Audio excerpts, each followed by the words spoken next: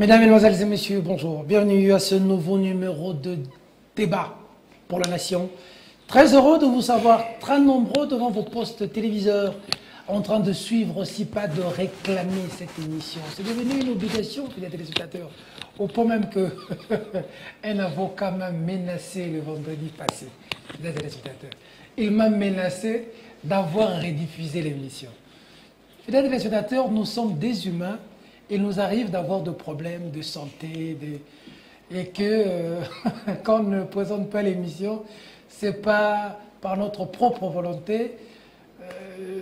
Maître Armand, votre message a été menaçant pour dire que vous rediffusez l'émission pendant que vous avez le temps de recevoir n'importe qui dans vos plateaux, des musiques et des émissions creux.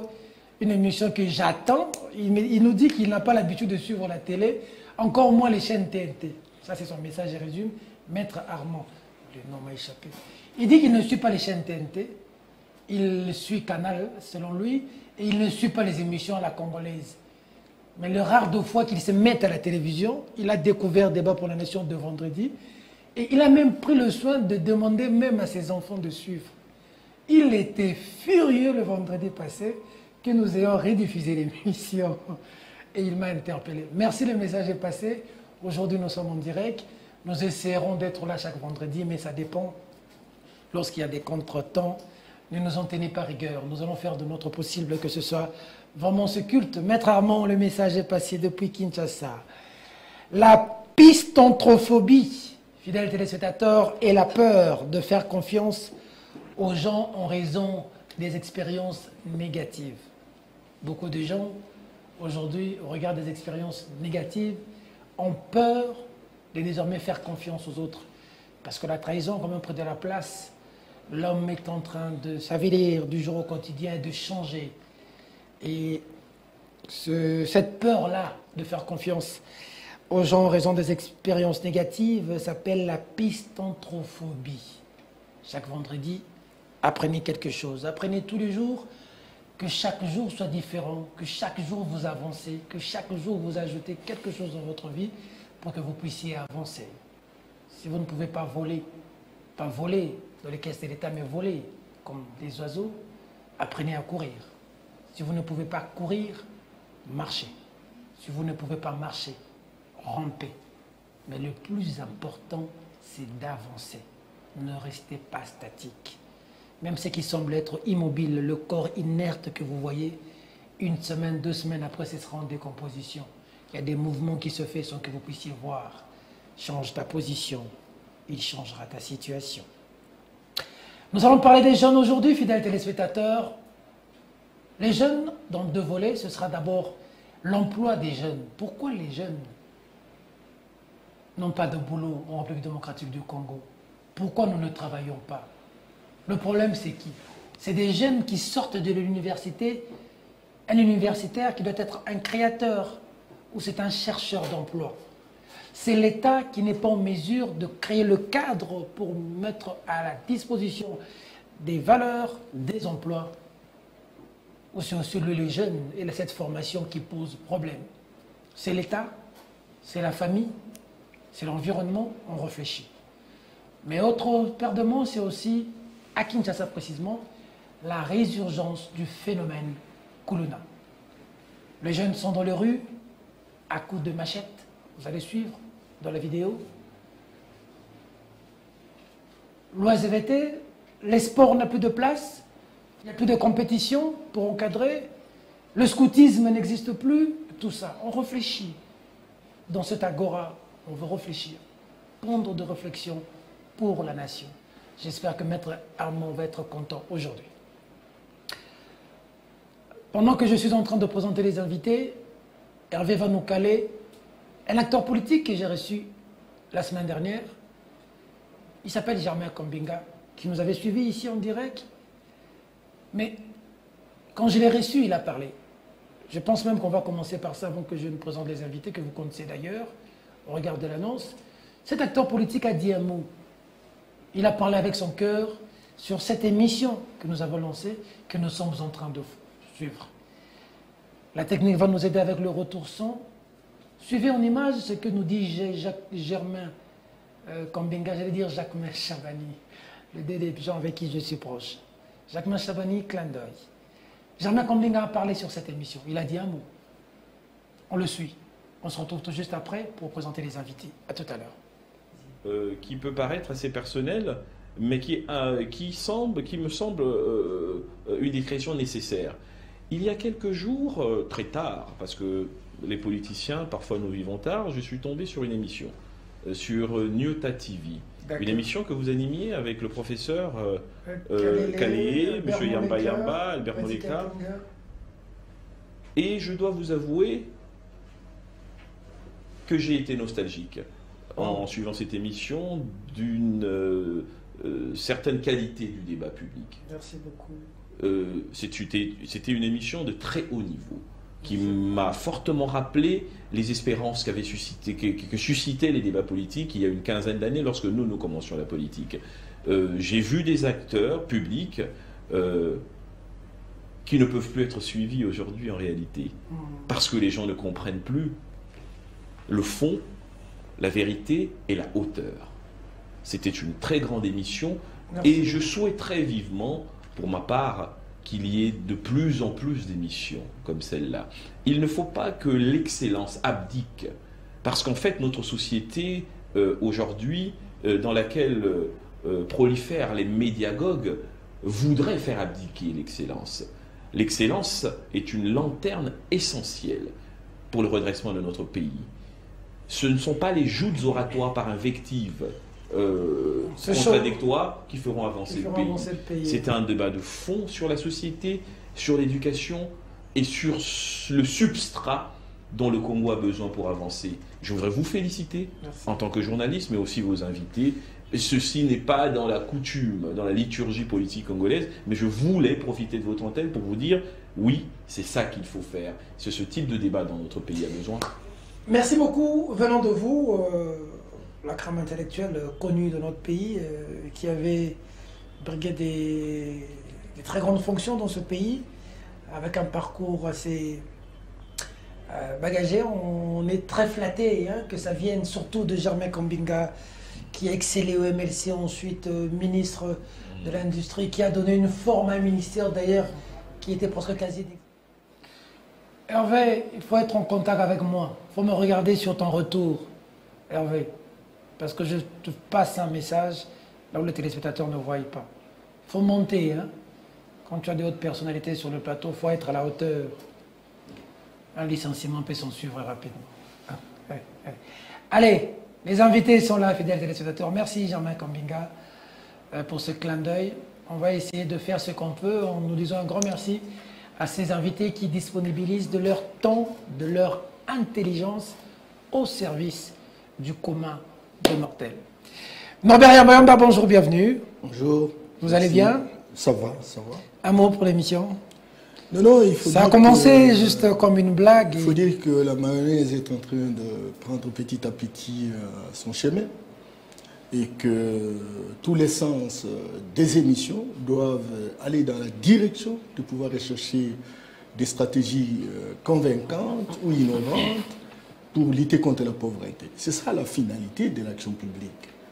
Comment allons-nous faire des débats essentiellement où tout le monde devient constitutionnaliste, politologue, juriste, et sur quel contenu c'est donc une sorte de guéguerre très théâtralisée. Et quand j'écoute Germain Kambinga, la même chose, on a toujours entendu les différentes réactions ici, je me dis, ok, on ne s'est pas trompé d'adresse, le casting que vous faites, c'est un casting responsable, digne de considération, et il faut continuer sur cette lancée-là, de manière à inoculer cet esprit, même dans les chefs de vos collègues, pour que maintenant ou jamais, nous puissions engager des débats qui permettent de visualiser les vrais problèmes et les pistes correspondantes pour faire avancer notre société. Merci beaucoup. Deuxième invité, l'aumônier de prison, Albert Moleka Nzoko. Bonjour, bienvenue. Comment vous allez? Très bien, merci. Vous y avez cru, vous avez beaucoup cru en moi, Albert Moleka, pendant, ça fait une quinzaine d'années passées, en 2012, 13, quand j'ai un peu chuté, j'ai passé des moments difficiles dans les médias et puis j'ai un peu trébuché. Vous m'avez dit que j'avais un don, un talent que je ne devais pas fléchir. Vous avez même lancé Refuge Restore Future Generation. Et la première émission en question publique avec le public, je l'ai faite avec vous. Mais parce que vous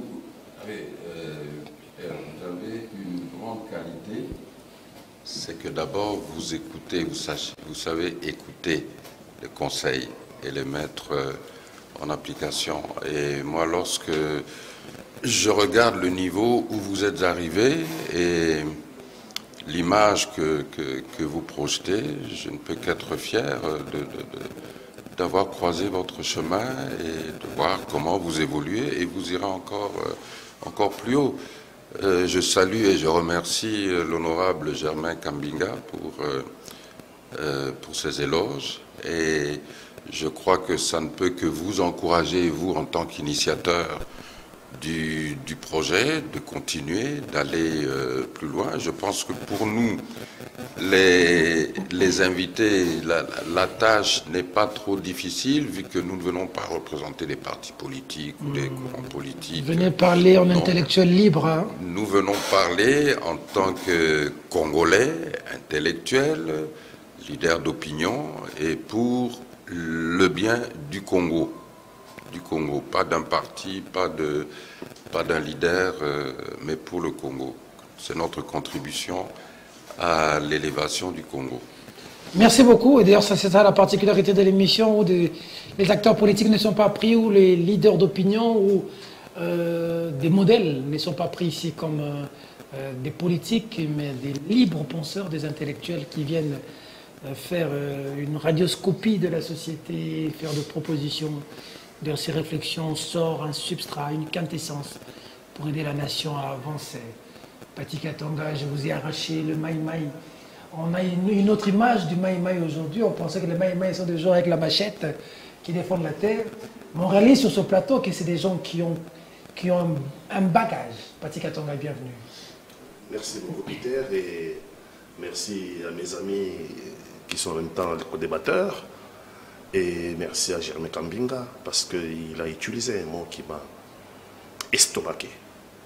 Il ne faut pas que l'excellence abdique. Non, c'est trop fort ça. L'excellence va abdiquer face à quoi?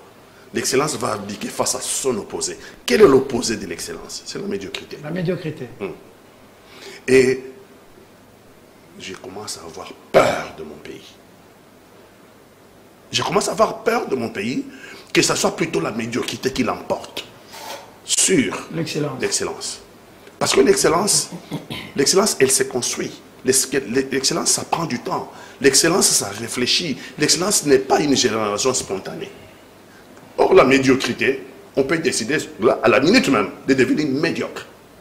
On peut devenir, à la minute même, devenir médiocre. Or, pour construire l'excellence, on a besoin du temps. La médiocrité n'a pas besoin de temps. La médiocrité est instantanée. Donc les médiocres ne deviendront jamais excellents. C'est peut-être le contraire qui pourrait se produire. C'est-à-dire les excellents devenir des médiocres. Peuvent devenir des médiocres. Un médiocre ne deviendra jamais excellent. Parce que l'excellence, ça se construit et il faut... Nous assistons aussi à l'imbécilisation collective, hein, à travers les médias, à travers la musique, à travers... Tout à fait. Mais surtout... l'importation de la culture étrangère qui est venue saper notre culture, qui est venue nous dominer. Faute de moyens, nous ne pouvons pas véhiculer notre culture à travers même notre propre pays. Et ce sont d'autres cultures qui prennent les dessus. Lorsque vous ouvrez la télévision, à l'époque c'était la nuit, mais aujourd'hui même en plein jour, vous ouvrez la télévision, les femmes sont nues. Et donc on s'est dit, c'est pas notre culture ça. D'accord. En journalisme, nous avons appris le microéthique, le macroéthique et l'éthique universelle. Il y a certaines choses qui sont bonnes dans un coin, mais mauvaises dans l'autre, vice-versa. Mais il y a des choses qui sont universellement bonnes ou mauvaises. Nous débattrons de ça un jour ici. Si je peux juste abonder dans le sens de Pati Katanga. De Pati, c'est-à-dire que bon... L'excellence, c'est comme la sagesse. Il faut la rechercher. C'est quelque chose qu'on doit rechercher. Je vais vous donner un exemple. Nous avons Norbert Yamba ici présent. Lorsque j'ai pris Norbert dans le cabinet de feu Étienne Tshisekedi, c'était bien avant le retour d'Étienne Tshisekedi au pays. C'était fin 2009, début 2010. C'était pourquoi? Parce que j'avais été impressionné par son intelligence, par sa connaissance et aussi par son amour du Congo. C'est-à-dire que dans sa tête, c'est le Congo, les solutions à trouver pour le Congo. Et lorsque moi je trouve quelqu'un que j'estime plus intelligent que moi, je cherche toujours à être accompagné de personnes que je considère plus intelligentes que moi-même. C'est ma manière de rechercher, de cultiver l'excellence. Sinon, nous tombons dans ce que nous voyons maintenant dans la société congolaise, des gens qui parlent de tout. Des gnosologues, hein? Des gnosologues. Qui maîtrisent tout au même moment. C'est un phénomène qu'on appelle en français l'ultra-crépidarianisme. L'ultra-crépidarianisme. Il faut retenir l'ultra-crépidarianisme. Il y a trop d'ultra-crépidarianistes dans la société congolaise actuellement et sur tous les plateaux. Terrible, hein? Recherchons l'excellence. C'est le plus important. Fidèles téléspectateurs, vous nous avez imposé un sujet. Je remercie les jeunes de l'Institut supérieur de statistique ISES Kinshasa, les étudiants très très branchés, ça me va droit au cœur, les étudiants de l'université de Kinshasa. Merci beaucoup pour cette attention. Alors, cette question sur la jeunesse, sur le travail, sur l'emploi, mais avant d'aborder cette question, cette actualité qui concerne la jeunesse aussi, le sujet nous a aussi été imposé. La jeunesse, la délinquance juvénile, le banditisme urbain, le phénomène Kuluna. Alors le phénomène Kuluna, nous mettons directement ça sur la table. On commence par ça. Je pense même que sur ce plateau, je vais avoir le général Kassongo en direct pour que nous puissions lui poser une ou deux questions sur ce phénomène Kuluna, la délinquance juvénile, le banditisme. Est-ce qu'il faut remplir les prisons avec ces jeunes? Le système Kanyama KCC, le président avait dit qu'il faut remplir les prisons. Vous allez poser un mot, vous, un aumônier de prison. Mais avant d'y revenir, suivez une image, fidèles téléspectateurs. Les images sont fortes. Hein. Les images sont fortes. Il y a deux images de 30 secondes et je crois de 20 secondes. Ce ne sont pas des longues images, mais elles sont quand même fortes. Mais nous allons les diffuser pour qu'elles puissent nous interpeller, pour que nous puissions prendre conscience et réfléchir profondément. Comme le professeur Kalele a l'habitude de le dire, c'est face aux problèmes que l'intellectuel a pu réfléchir et trouver des solutions. On doit réfléchir d'urgence. Quelles sont les solutions adaptables à cette question? On suit en image. On se retrouve tout juste après. À tout à l'heure.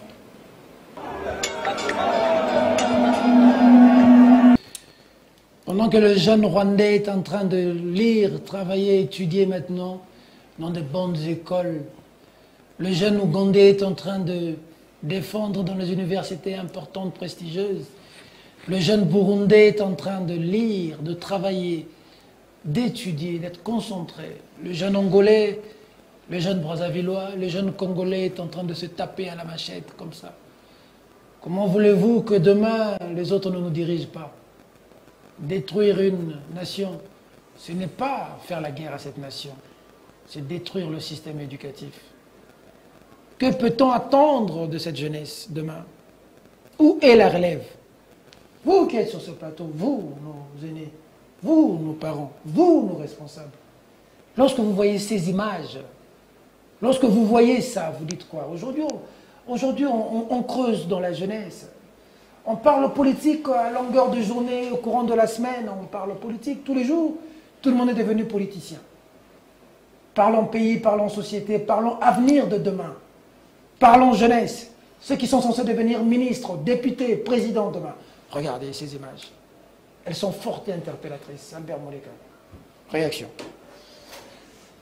Tout d'abord, lorsque je regarde, je vois ces images, au-delà du choc en tant qu'être humain, c'est bien sûr le constat de notre échec. Le constat, quand je dis de notre échec, c'est de l'échec de notre génération dans la formation de cette jeunesse, dans la préparation de cette jeunesse afin qu'elle puisse effectivement être capable de porter sur ses épaules dans les générations à venir, dans les années à venir, qu'elle puisse porter le fardeau de ce pays. Et donc nous devons réagir très rapidement et très vigoureusement. Certains diront coffrez-les, mettez-les en prison. Et là, je répète encore une fois, je prends cette opportunité pour répéter que nos prisons sont déjà surpeuplées. Makala est la prison la plus surpeuplée au monde. On ne peut pas compter sur l'incarcération comme seule solution ou solution préférable. Non. Nous avons le devoir de répondre à ce phénomène de violence, à ce phénomène d'absence totale de valorisation de la vie humaine, à ce phénomène lié bien sûr au taux de chômage élevé du pays, l'absence d'emploi, à ce phénomène lié aussi à un état spirituel qui est totalement décadent dans notre société. Et donc, nous devons nous redresser en redressant d'abord cette jeunesse à travers des principes, à travers des valeurs affirmées, des valeurs universelles qui doivent être pratiquées. Nous avons déjà eu l'occasion, lors d'un de nos débats passés, d'insister sur la nécessité du civisme. Nous devons remettre un peu ce civisme au centre de notre système d'enseignement, au centre de notre comportement, surtout tant le comportement dans la gestion des affaires que le comportement dans la vie de tous les jours, car c'est à travers le civisme que nous prenons la responsabilité qui est la nôtre, qui est pour chacun reconnaît sa responsabilité dans l'avancement de la société et de la communauté. Parce que ce que nous voyons aujourd'hui en images, et vous savez, en tant que spécialiste de la communication, vous savez à quel point les images peuvent aussi commencer à banaliser des comportements. Banaliser des comportements. Donc on commence à trouver normal certaines choses. On commence à trouver ça normal. Le phénomène Kuluna ou les dégâts commis par les Kuluna dans différentes communes de Kinshasa et dans le pays deviennent des sujets de conversation tout à fait normaux. Alors que ça ne devrait pas être le cas, ça ne devrait jamais devenir ce cas. Nous ne pouvons pas nous accommoder de cette dérive, de cette descente aux enfers de notre société. L'avenir du Congo, c'est sa jeunesse. Et vous venez de poser le problème très clairement. Est-ce que c'est à cette jeunesse que nous pouvons confier l'avenir du Congo? Mais avons-nous une autre jeunesse? Il faut restaurer cette jeunesse existante et préparer la future jeunesse.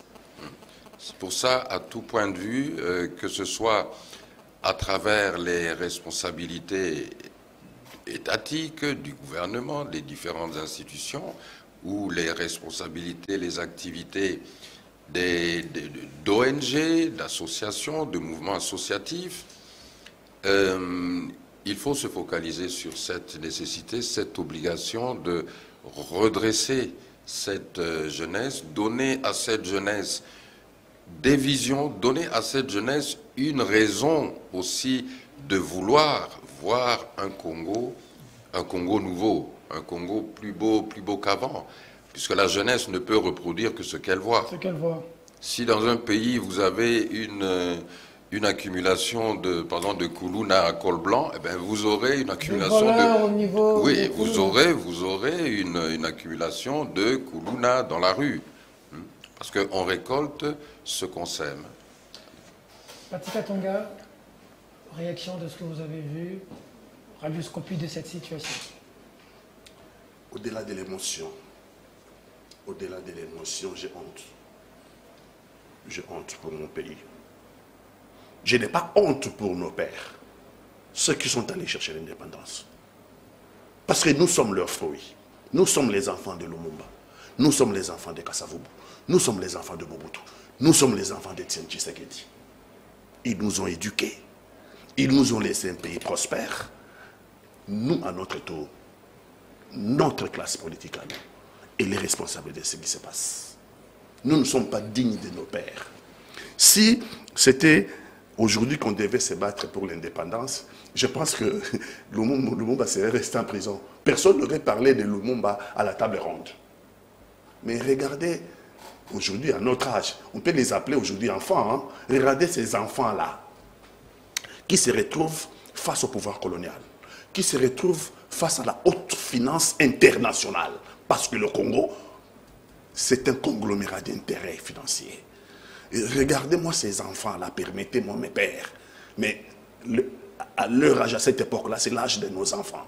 La trentaine révolue. Oui. Non, ils ont fait face à l'administration coloniale. Ils ont fait face à la haute finance internationale. Ils ont fait face à tous les courants qui ne voulaient pas de l'émancipation des Congolais pour nous arracher l'indépendance.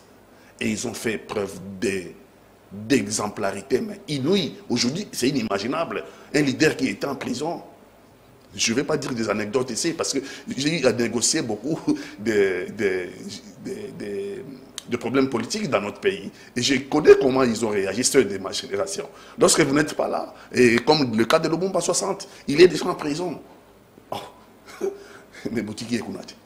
Mais les autres ont exigé qu'ils quittent de là. Et non seulement malgré les divergences qu'il y a. Non seulement ils ont exigé, mais ils ont arrêté la table ronde. Pour quelqu'un, aujourd'hui, on va te laisser moisir. Hein. Mais on regarde des intérêts politiques aujourd'hui.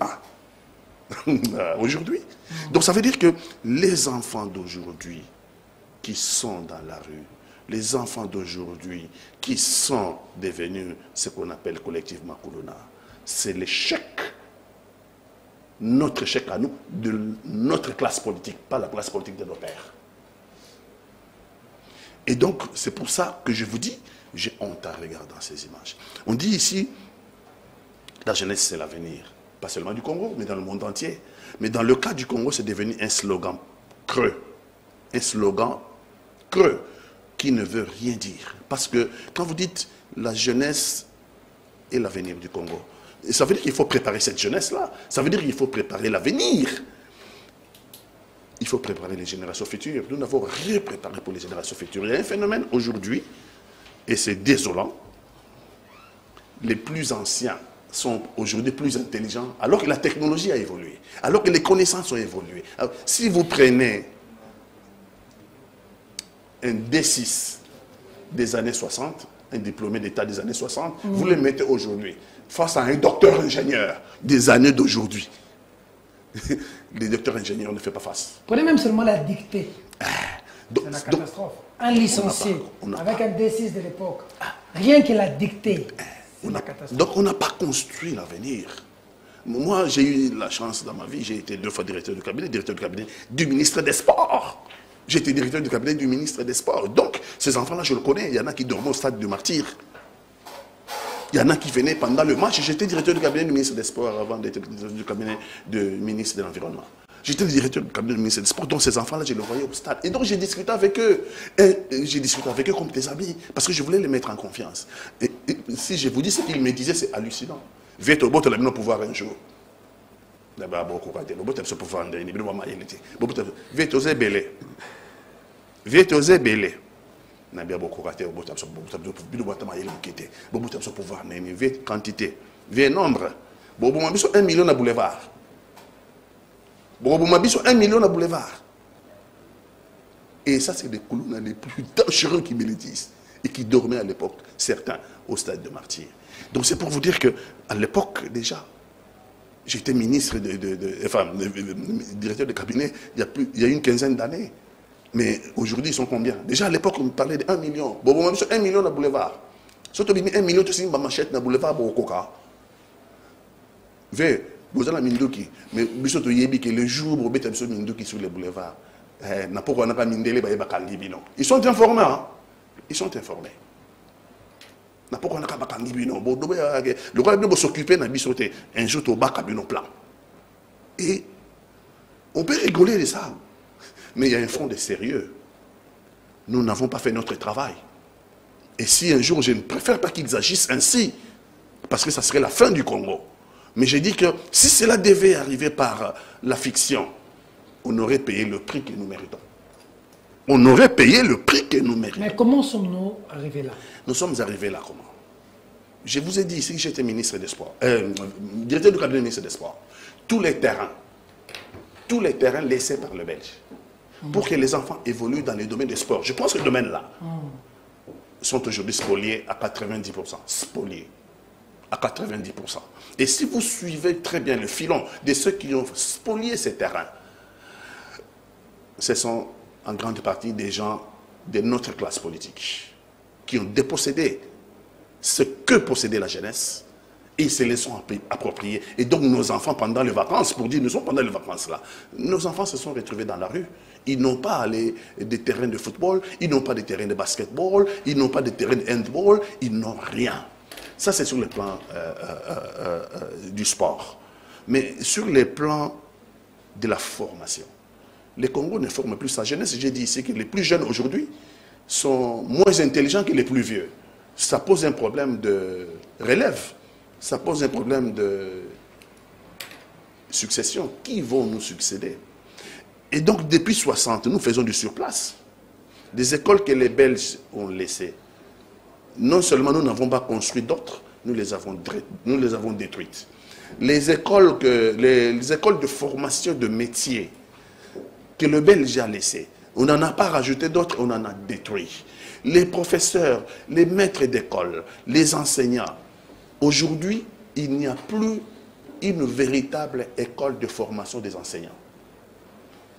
La plupart des enseignants d'aujourd'hui, on les prend comme ça, à Bibi D6, à Bibi, une école privée là-bas. Les écoles privées sont devenues, en fait, en réalité, des commerces. Ce n'est pas pour former, mais c'est pour faire de l'argent. L'argent a pris les dessus de tout. Et donc, nos enfants ne sont pas formés. Lorsque vous ne formez pas vos enfants, donc par conséquent, vous ne les préparez pas à un emploi, puisque vous ne leur donnez pas une formation. Donc vous ne les préparez pas à un emploi. Alors parlons de l'emploi, c'est une catastrophe, c'est une érosion. L'emploi au Congo, c'est une érosion. L'économie est politique, l'emploi est politique aussi. Et donc on n'a pas construit d'industrie, donc on n'a pas construit des écoles d'ingénieurs, donc on n'a pas construit un pays capable d'offrir. Aujourd'hui, cette année, les ministres, je le suivais, les ministres de l'EPSP, on en a diplômé près d'1 million. 82% de réussite pour le Congo. Ça, j'ai suivi les pourcentages. Kinshasa, ce n'est pas encore sorti, mais dans notre province, on avait déjà commencé. La statistique dit qu'il y a 82% de réussite pour tous les Congos. Mais attendez, tout le monde n'est pas appelé à aller à l'université. Il y a certains enfants qui peuvent aller vers l'emploi. Des écoles de métier. Des écoles de métier. Tout le monde veut être docteur, médecin. Qu'est-ce qu'on a prévu? Qui va construire? Qui va être maçon? Qui va être charpentier? Il n'y a rien qui est prévu. Le besoin que le Congo a... Il n'y a rien qui est prévu pour 82% des diplômés d'État de cette année, comme des années passées. Rien n'est prévu. On va les laisser comme ça. Ils vont aller s'inscrire dans les universités, si on peut appeler ça université. Et vous allez entrer dans les amphithéâtres de nos universités. Bon, ok, vous avez compris que nous avons construit une bombe atomique. Nous avons construit une bombe atomique pour détruire, à retardement, pour détruire notre propre pays. Non, Yamba. Merci. J'ai peut-être oublié de présenter toutes mes civilités, mes co-débatteurs pour qui je voue du respect et de la considération. Ce qu'on venait de suivre dégage dans moi des sentiments. Le premier sentiment, c'est l'indignation. L'indignation, pourquoi? Parce que lorsque la violence devient une culture sociétale, ça constitue véritablement un danger public. Vous savez, Peter, j'ai eu l'occasion de visiter sur les 145 territoires, 143 territoires. Que vous avez visité? Oui, de mon pays. Et ce que vous observez à Kinshasa, vous risquez de croire que c'est salué essentiellement à Kinshasa. Je vous dis que c'est généralisé. Même au niveau des villages, il y a des kouloulous. Au village? Ah oui.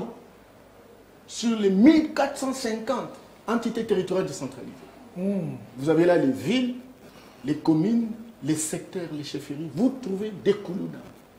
C'est-à-dire qu'en fait, on a produit une catégorie de personnes sans éducation, sans encadrement, mais qui deviennent finalement des mercenaires.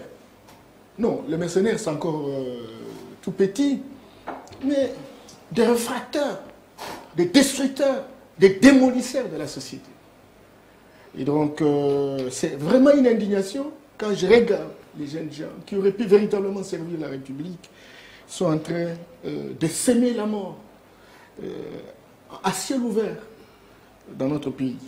Un deuxième sentiment, c'est le sentiment de responsabilité. L'éducation, c'est l'intégration de l'enfant pour qu'il devienne utile de manière à servir cette société et avoir des résultats, des répercussions positives par rapport à la société qu'elle aurait servie. Et lorsque vous voyez ce genre de comportement antinomique, c'est que très clairement, il y a une responsabilité de ceux qui auraient pu véritablement assurer leur encadrement. Et la première responsabilité incombe aux parents. Parce que chaque enfant vient d'une famille. Et c'est au niveau de la famille qu'on donne les premières notions de l'éducation. Et lorsque la famille devient un lieu où il n'y a pas de chef, parce qu'en réalité, les parents ne sont pas en mesure de nourrir, de prendre soin des enfants. De prendre soin de leurs enfants. C'est les enfants dehors. Et donc, les enfants qui vont en dehors, ils sont plus chefs de famille que les parents eux-mêmes. Oui. Et donc, les jeunes filles qui doivent se prostituer pour nourrir la famille. Cette situation-là devient un danger public et ça va nous coller à la peau pendant des générations. Deuxième responsabilité, c'est l'État. L'État organise ce que nous appelons des formations. Il y a 3 types de formations pour assurer l'intégration et la socialisation des enfants. Et par rapport à cette formation, il y a la formation formelle, c'est-à-dire l'école, où on apprend depuis l'école maternelle, primaire, secondaire. C'est là qu'il faut féliciter l'initiative mise en pratique par le président de la République de la gratuité de l'enseignement. Bien entendu. Qui va dans cet ordre d'idée de pouvoir encadrer cette jeunesse. Avoir plus d'accès à l'école. Et cette formation formelle est opérationnelle. Maintenant, regardez la formation et les disponibilités d'emploi, il y a une adéquation, il y a divorce. C'est-à-dire que même ceux qui font à l'école deviennent finalement des koulouna. On les appelle des chômeurs de luxe. Parce qu'ils ne trouvent rien. Parce qu'en réalité, la société n'offre pas, n'est-ce pas, quelque chose qui puisse véritablement utiliser ses enfants. Il y a l'éducation non formelle. Dans beaucoup de sociétés, pour des gens comme Albert et Patty, qui ont vécu quand même pendant longtemps à l'extérieur, on sait ce qu'on appelle des formations non formelles. On peut aujourd'hui être ingénieur, mais on veut faire des affaires. Il y a des endroits où on peut avoir une formation accélérée, par exemple, pour s'intégrer. Et quelqu'un disait, même si on veut apprendre un métier, il y a disponibilité. Et c'est ça la formation non formelle. Ça a existé. J'étais gosse quand on nous parlait des brigades agricoles dans un village, où des jeunes gens qui ne veulent pas aller jusqu'à l'université, etc., ils veulent apprendre comment cultiver. On lui donne cette opportunité de pouvoir apprendre et devenir véritablement utile dans sa société. Il me semble que cette formation non formelle n'est plus de la responsabilité de l'État aujourd'hui. L'État a démissionné complètement. Seulement les ONG. Et les ONG, avec quels moyens? La plupart d'ONG qui sont opérationnelles dépendent de l'extérieur. Et vous savez les caprices de l'extérieur. Et donc, le gouvernement de la République, qui aurait pu véritablement devenir le partenaire par excellence de toutes ces ONG qui travaillent pour encadrer ces enfants, devient, n'est-ce pas, depuis une vingtaine d'années, en tout cas, un couteau tiré avec, n'est-ce pas, l'État à cause, n'est-ce pas, d'une incompréhension liée au contrôle citoyen. Il y a aussi une autre formation. La formation informelle. La formation informelle, qu'on appelle généralement pédagogie, la formation diffuse les journalistes. Est-ce qu'il y a des chaînes de télévision qui se préoccupent de l'avenir de la société pour qu'ils vérifient l'information qui est donnée puisse servir véritablement aux enfants d'accroître leur capacité de lucidité. Servir aux enfants de pouvoir trouver quelque chose, une matière qui leur permet de véritablement s'intégrer. J'étais un coup d'œil sur les différents programmes dans les médias. Dans les médias. Surtout les médias congolais. Voilà. Et l'enfant aussi acquiert des formations par la presse, par le voyage. Mais aussi, Norbert Yamba, les médias internationaux, hein, où on inocule aussi des choses. Moi, je ne suis pas homophobe, hein, il ne faut pas m'accuser d'homophobie. Mais il y a quand même des médias où on voit les gens de transgenres. Il n'y a pas que ces médias. Les médias n'endossent pas seulement la responsabilité. Nous, on est les contacts avec les aînés. On est dans son avenir, on est dans sa commune, etc. À l'époque, vous avez des aînés qui vous montrent qu'est-ce qu'il faut faire, comment ils vous donnent des informations compagnie, etc. Actuellement, non. Le droit de naissance, le respect. On apprend de chez les aînés comment insulter, comment devenir violent. Commune on a basaka on a vu sur l'hôtel, quartier on a kutu bozo ambeli bokende bosala on est la biso, etc. Voilà l'aîné quel type d'information en train de donner à tous ces enfants. Donc la décadence de l'éducation formelle, informelle, non formelle donne tel produit. Et c'est là endosse. Je ne vous interromps pas, ce que vous dites est très important, mais même dans les médias, fidèles téléspectateurs, parce que c'est au Congo, mais ça se passe aussi dans plusieurs médias, j'ai fait un peu cette radioscopie, cette tendance à aller dans la bêtise et dans le mal. Aujourd'hui, il y a par exemple des émissions où on voit deux bandes de jeunes, ils appellent ça clasher, hein, en train de s'insulter. Celui qui insulte le plus gagne l'autre. Samuel, on appelle ça comment? Il y a un terme qu'on utilise, le battle. Ça veut dire que vous avez deux groupes de jeunes, chacun sort un jeune, des jeunes gens, des petits enfants. Ils doivent s'insulter les deux. C'est celui qui sait insulter les défauts, les faiblesses de l'autre plus, il humilie l'autre, c'est celui qui gagne. Je demande aux parents de veiller à ce que les enfants suivent, parce que ça entre dans les écoles, ça entre en famille. C'est celui qui insulte le plus de notre culture, insulté et banni. On n'insulte pas. Voilà. Alors je termine en disant que tout cela exige naturellement qu'il y ait un minimum de concentration, qu'il y ait une élite responsable et qu'il y ait des grandes réformes qui s'opèrent véritablement dans les différents secteurs de la vie. Mais j'ai horreur. J'ai horreur lorsque je regarde les statistiques. Actuellement, au monde, vous avez des continents civilisation, des États civilisations, pardon, dans l'Afrique. En termes de répartition sur la quotité de la jeunesse, vous avez 30% la moyenne des jeunes, 30% de la population mondiale relève des jeunes. Au monde, en Europe, c'est 42%. Et en Afrique, c'est 19%. Au Congo, nous sommes dans la proportion de 19%. Alors, regardez, aujourd'hui, nous sommes 110 millions. Et que la proportion, en termes de quantité de jeunes, nous sommes à 65%.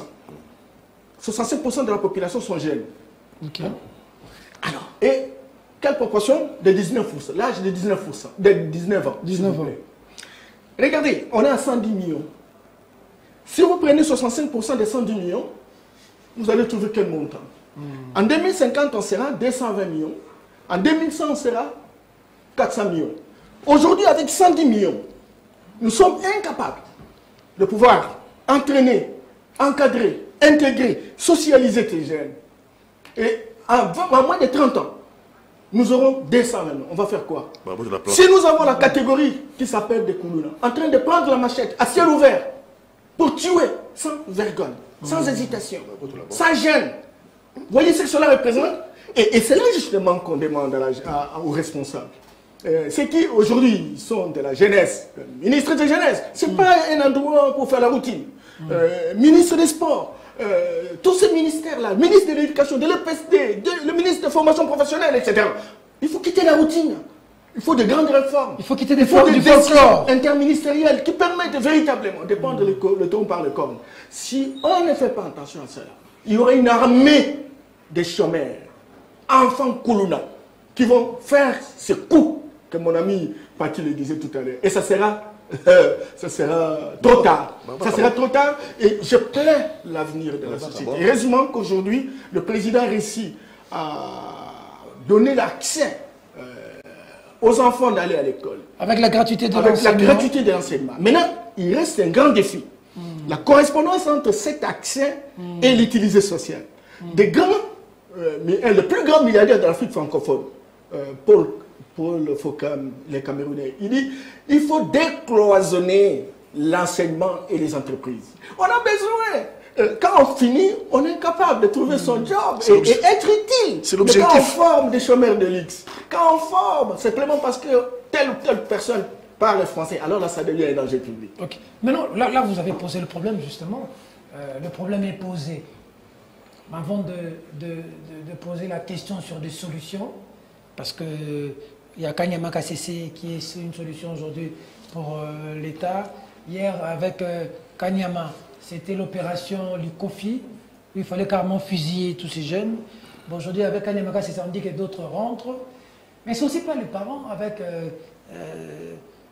la planification familiale, où on fait des enfants. Donner vie, c'est pas être responsable du besoin essentiel de l'enfant.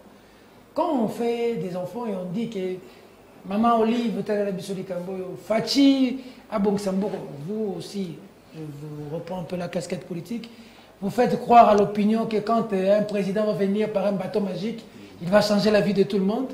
Alors les gens pondent des enfants comme ils veulent et ils veulent que l'État prenne en charge. Est-ce qu'il n'y a pas aussi cette éducation de planification familiale qui est à la base où on n'a pas suffisamment de moyens, mais on a plusieurs enfants, du coup certains se retrouvent dans la rue. Au-delà de ça, ce que Norbert Yamba dit aussi, l'État qui ne sait pas vraiment prendre en charge l'enseignant, le fonctionnaire, qui lui aussi ne sait pas prendre en charge les enfants commencent à nourrir le parent, et du coup les enfants ont des oreilles plus longues que la tête, et nous assistons comme ça aux enfants qui se rebellent d'abord dans leur foyer, et ils emmènent cette éducation dans la rue, et c'est la catastrophe, Albert Moleka. Je pense que Norbert a donné très bien dans le point de départ de toute solution. Il a parlé du besoin de réforme. Une réforme générale, tant au niveau des pouvoirs publics, tant au niveau du fonctionnement de certains départements, tels que les départements qui s'occupent de l'emploi, qui s'occupent de l'enseignement, qui s'occupent de la formation scientifique, la formation professionnelle, au niveau aussi des familles qui ne peuvent pas fuir leurs responsabilités. Il y a seulement un domaine dans lequel qui n'a peut-être pas touché. Moi, je dirais, c'est le comportement et l'image que projette la personnalité publique. Okay. Entre autres, l'homme politique. Vous remarquerez une chose, c'est que dans notre société, nous avons aussi vécu, et nous sommes en train de vivre, toujours une dérive de la tolérance vers l'intolérance. C'est-à-dire que même le débat public devient de plus en plus violent. Au point que même lorsque nous nous retrouvons des fois sur un plateau, tu te grattes un peu la tête à savoir mais qu'est-ce que je peux vraiment dire, qu'est-ce que je ne peux pas dire, parce que si je dis ceci, je risque d'être l'objet d'une répression. Et cette jeunesse à laquelle la classe politique fait appel pour ses activités ou lors des échéances ou l'approche des échéances électorales, cette jeunesse ne fait que reproduire aussi l'intolérance que vous manifestez dans vos débats, dans votre débat politique, dans vos activités politiques. Eux, ils reproduisent ça dans leur milieu. La violence verbale et quelquefois même la violence physique dans le plateau est remplacée par la machette. Mais vous voyez toujours, c'est l'expression de l'intolérance. On ne tolère pas la présence ou la vie ou la liberté d'expression de l'autre. Et ça nous amène à des comportements de violence qui mettent en danger l'évolution et l'existence même de notre société. Le rapport, bien sûr, entre le phénomène Koulouna et le thème que nous embrassons dans ce débat, qui est le thème de l'emploi ou de l'absence d'emploi, le lien est très étroit. Bien sûr, le lien est très étroit. Et j'insiste encore, et Norbert l'a très bien dit, à partir de ces réformes-là, nous devons pouvoir déterminer de quoi ce pays a besoin en termes d'emploi. Et pour avoir ce genre d'emploi, quelle doit être la formation? Cette formation-là, comment allons-nous la financer? D'autre part, le problème qui se pose aussi, c'est la relation entre l'État et les entrepreneurs. Vous savez, le succès de la Deuxième République, c'était pendant une époque où l'État, le gouvernement et les entrepreneurs marchaient main dans la main. Même avant même que Mobutu prenne le pouvoir, sous la présidence de Joseph Kasavubu, les entrepreneurs locaux étaient encouragés. Parce que lorsque nous parlons d'investisseurs, pour créer des emplois, il faut qu'il y ait des créateurs d'emplois, des créateurs d'activités, donc des investisseurs qui vont investir à partir de ressources financières. Ces ressources financières peuvent venir d'institutions financières, que ce soit les banques, peuvent venir d'agences étatiques telles que nous connaissons aujourd'hui les FPI, à l'époque nous avions les banques agricoles, etc., etc. Mais une chose qu'on oublie très souvent, c'est que le climat des affaires doit d'abord venir d'un climat d'affaires, doit d'abord provenir d'un climat d'affaires interne. C'est-à-dire que vos propres entrepreneurs, les investisseurs locaux doivent avoir confiance dans leur pays, doivent avoir confiance dans la gouvernance de leur pays et doivent aussi être soutenus par leur propre gouvernement. Au moment où, par exemple, à l'époque de Joseph Kasavubu, je me souviens, j'étais en Europe, j'étais très jeune, mais chaque fois j'écrivais à mon père, puisqu'à l'époque on correspondait simplement par lettre, pour savoir quel était le montant du quota qu'il avait pu obtenir ce mois-là.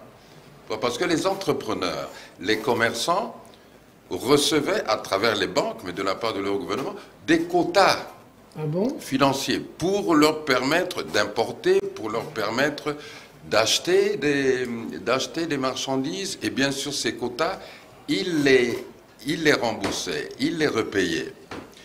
Quelqu'un pourrait dire aujourd'hui, ah oui, mais ils auraient pu partir avec l'argent ou détourner l'argent. Non, ce qu'on a vu, c'est qu'on a eu une flopée et une émergence d'une classe moyenne et même d'une classe de dirigeants, de capitaines d'industrie, de dirigeants d'entreprise et des grands hommes d'affaires, parce qu'ils étaient soutenus, accompagnés par leur gouvernement et par leur État. Aujourd'hui, si nous regardons au niveau des ressources financières, puisque à l'époque, le Congo avait aussi des banques. Aujourd'hui, nous avons une flopée de banques, une multitude de banques, mais le Congo lui-même n'a plus de banque. C'est les Kenyans d'ailleurs qui nous investissent maintenant. Or, la banque, c'est une société privée. Oui, une société privée. C'est une société privée qui obéit à des règles qui lui sont propres. Et pour qu'une banque vous soutienne, soit par un crédit ou vous accompagne dans la création d'activités qui doit aboutir à la création d'emplois, en ce qui concerne les Congolais, vous devez absolument avoir le soutien de votre gouvernement.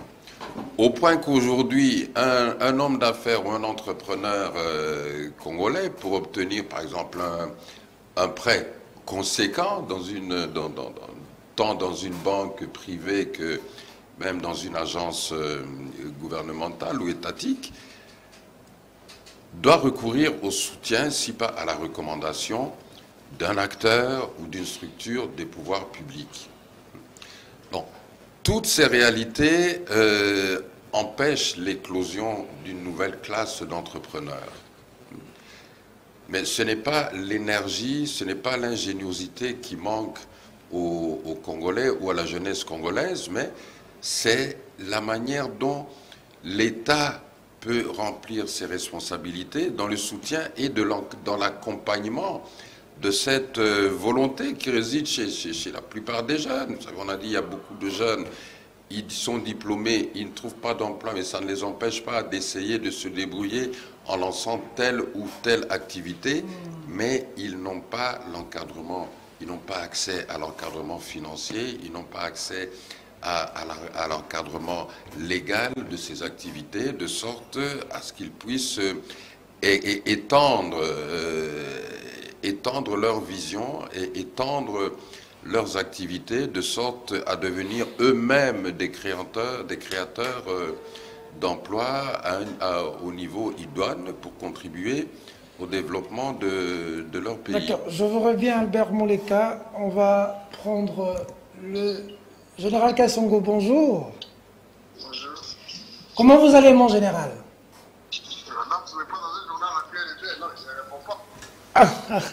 Je vous ai fait un message inbox, vous n'avez pas vu? Essayez de jeter un coup d'œil sur le message inbox. Très bien, très bien. Comme ça, on va vous reprendre pour le phénomène Colonna. D'accord, d'accord. Imprégnez-vous du sujet. Merci, mon général. D'accord, le général Kassongo, je lui ai fait un message inbox pour lui dire qu'on le prend. Visiblement, il n'a pas encore vu. Il va voir. Et après, il va nous revenir pour que nous puissions prendre par rapport à l'apport de la police sur cette question. Mais je mets directement le pied dans le plat par rapport aux pistes de solution. Pati Katanga, on a Kanyama Kassese avec le général John Kabwik qui estime que pour mettre un terme à ce phénomène, il faut emmener ces jeunes à Kanyama Kassese. Mais avec Kanyama, hier, le général Kanyama, c'était l'opération des Kofi, que beaucoup ont décrié, hein, mais on a vu quand même les Colonna disparaître dans les rues de Kinshasa. Cette jeunesse, vous aujourd'hui, vous pensez, le droit de l'homme va dire que cette opération était mauvaise, mais elle a donné des résultats escomptés.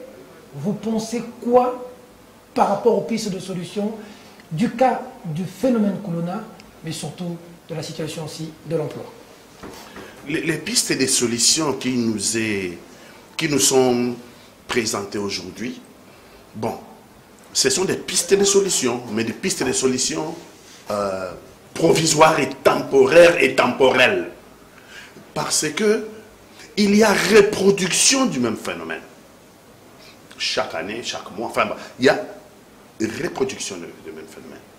Kanyama Kassese a quelle capacité? Parce que chaque année, on n'a pas évalué, mais puisqu'il y a reproduction, donc les Cheikh ou le Colonna, nous les avons chaque année, ils se reproduisent exponentiellement. Quelle est la capacité de Kanyama Kassese à englober tous les enfants devenant Colonna chaque année? Donc Kanyama Kassese ne peut qu'être une solution provisoire, temporaire et temporelle. Vous avez parlé de l'opération effacer les tableaux, l'opération Likofi, qui était une opération effacer les tableaux. Oui, ça a choqué, mais les pouvoirs publics en avaient décidé ainsi. C'était une solution à ce moment-là pour les pouvoirs publics, mais c'était aussi une solution provisoire, temporelle et temporaire. Parce que, toujours, la reproduction de Colonna, si on prenait cette solution-là, est-ce que chaque année on allait envoyer Kanyama, colonel Kanyama, à l'époque il était colonel, mais aujourd'hui je pense qu'il est général. Est-ce que chaque année on allait l'envoyer aller tuer nos enfants? Je pense que tout le monde dira non. On ne peut pas. Mais l'ICOF ne consistait pas à tuer les enfants. Enfin, ce que nous on a vu, ce que l'imaginaire collectif a vu, c'est qu'on a tué les enfants Colonna. C'est ce qui a fait peur. Mais j'ai dit, moi je n'ai pas à juger de l'opération, j'ai dit tout simplement que c'était une solution provisoire, temporelle, parce que les Colonna se multiplient chaque année. Est-ce que, si on prend cette solution-là, est-ce que chaque année on va envoyer les généraux Kadiama dans la rue pour aller traquer les colons et en tuer certains qu'on a tués dans... J'ai dit, collectivement, nous allons tous dire non, on ne peut pas tuer nos enfants chaque année sous le prétexte qu'ils sont colons. Maintenant, la solution pérenne, la solution durable, la solution qui va nous amener à éradiquer ce phénomène, quelle est-elle? Voilà là où est la question. Je pense à mon humble avis que d'abord la solution pérenne, la solution qui va nous amener à éradiquer ce phénomène, c'est d'abord la prise de conscience de la classe politique et la volonté de la classe politique d'éradiquer ce phénomène. Parce que ce phénomène est lié forcément à la déliquescence des familles. On va commencer là. À la déliquescence des familles. Nos familles aujourd'hui sont disloquées. La famille est détruite. La cellule familiale est en décomposition. Pourquoi la cellule familiale est en décomposition? Il y a beaucoup de facteurs qui rentrent en compte. Perte d'emploi. Nous ne construisons plus des emplois. Faute de formation. Nous n'avons pas d'industrie. Donc, ça veut dire que les parents ont perdu leur emploi. Donc, par conséquent, ont perdu leur autorité sur leurs enfants. Ventre affamé, dit-on. Un point d'oreille. Vous n'allez pas donner des injonctions à un enfant qui n'a pas mangé, à un enfant dont vous n'arrivez pas à faire nourrir, à un enfant dont vous n'arrivez pas à faire scolariser. Il ne vous écoutera pas. Même nous, là, si on nous met dans les mêmes conditions, on n'écoutera pas. Voilà. Déliquescence, la destruction de la cellule familiale. Deuxièmement, l'école. Toujours la responsabilité politique. L'État a abandonné l'école aux mains de privés. Donc on a commercialisé l'école. Quand je parle d'école, je parle d'école primaire et secondaire. Donc ne va à l'école, n'allez à l'école à l'époque que ceux de parents qui ont les moyens. Et le gros de nos enfants restent à la maison parce que les parents n'ont pas d'emploi, donc les parents n'ont pas de ressources, donc les parents ne sont pas capables de payer l'école. Et donc ces enfants-là qui restaient à la maison étaient appelés à aller errer par-ci et par-là et à côtoyer n'importe qui dans la rue. Et ces enfants-là étaient généralement, pas tous, mais généralement appelés à devenir des délinquants dans la rue. Donc il y a un problème de l'école. L'État doit recouvrer ses prérogatives régaliennes. L'école, c'est le problème de l'État. L'école, ce n'est pas un domaine commercial. L'école n'est pas faite... Mais comme on voit aujourd'hui... L'État doit récupérer ce domaine-là qui est un domaine régalien de l'État. L'école. Les privés doivent redevenir comme à notre époque.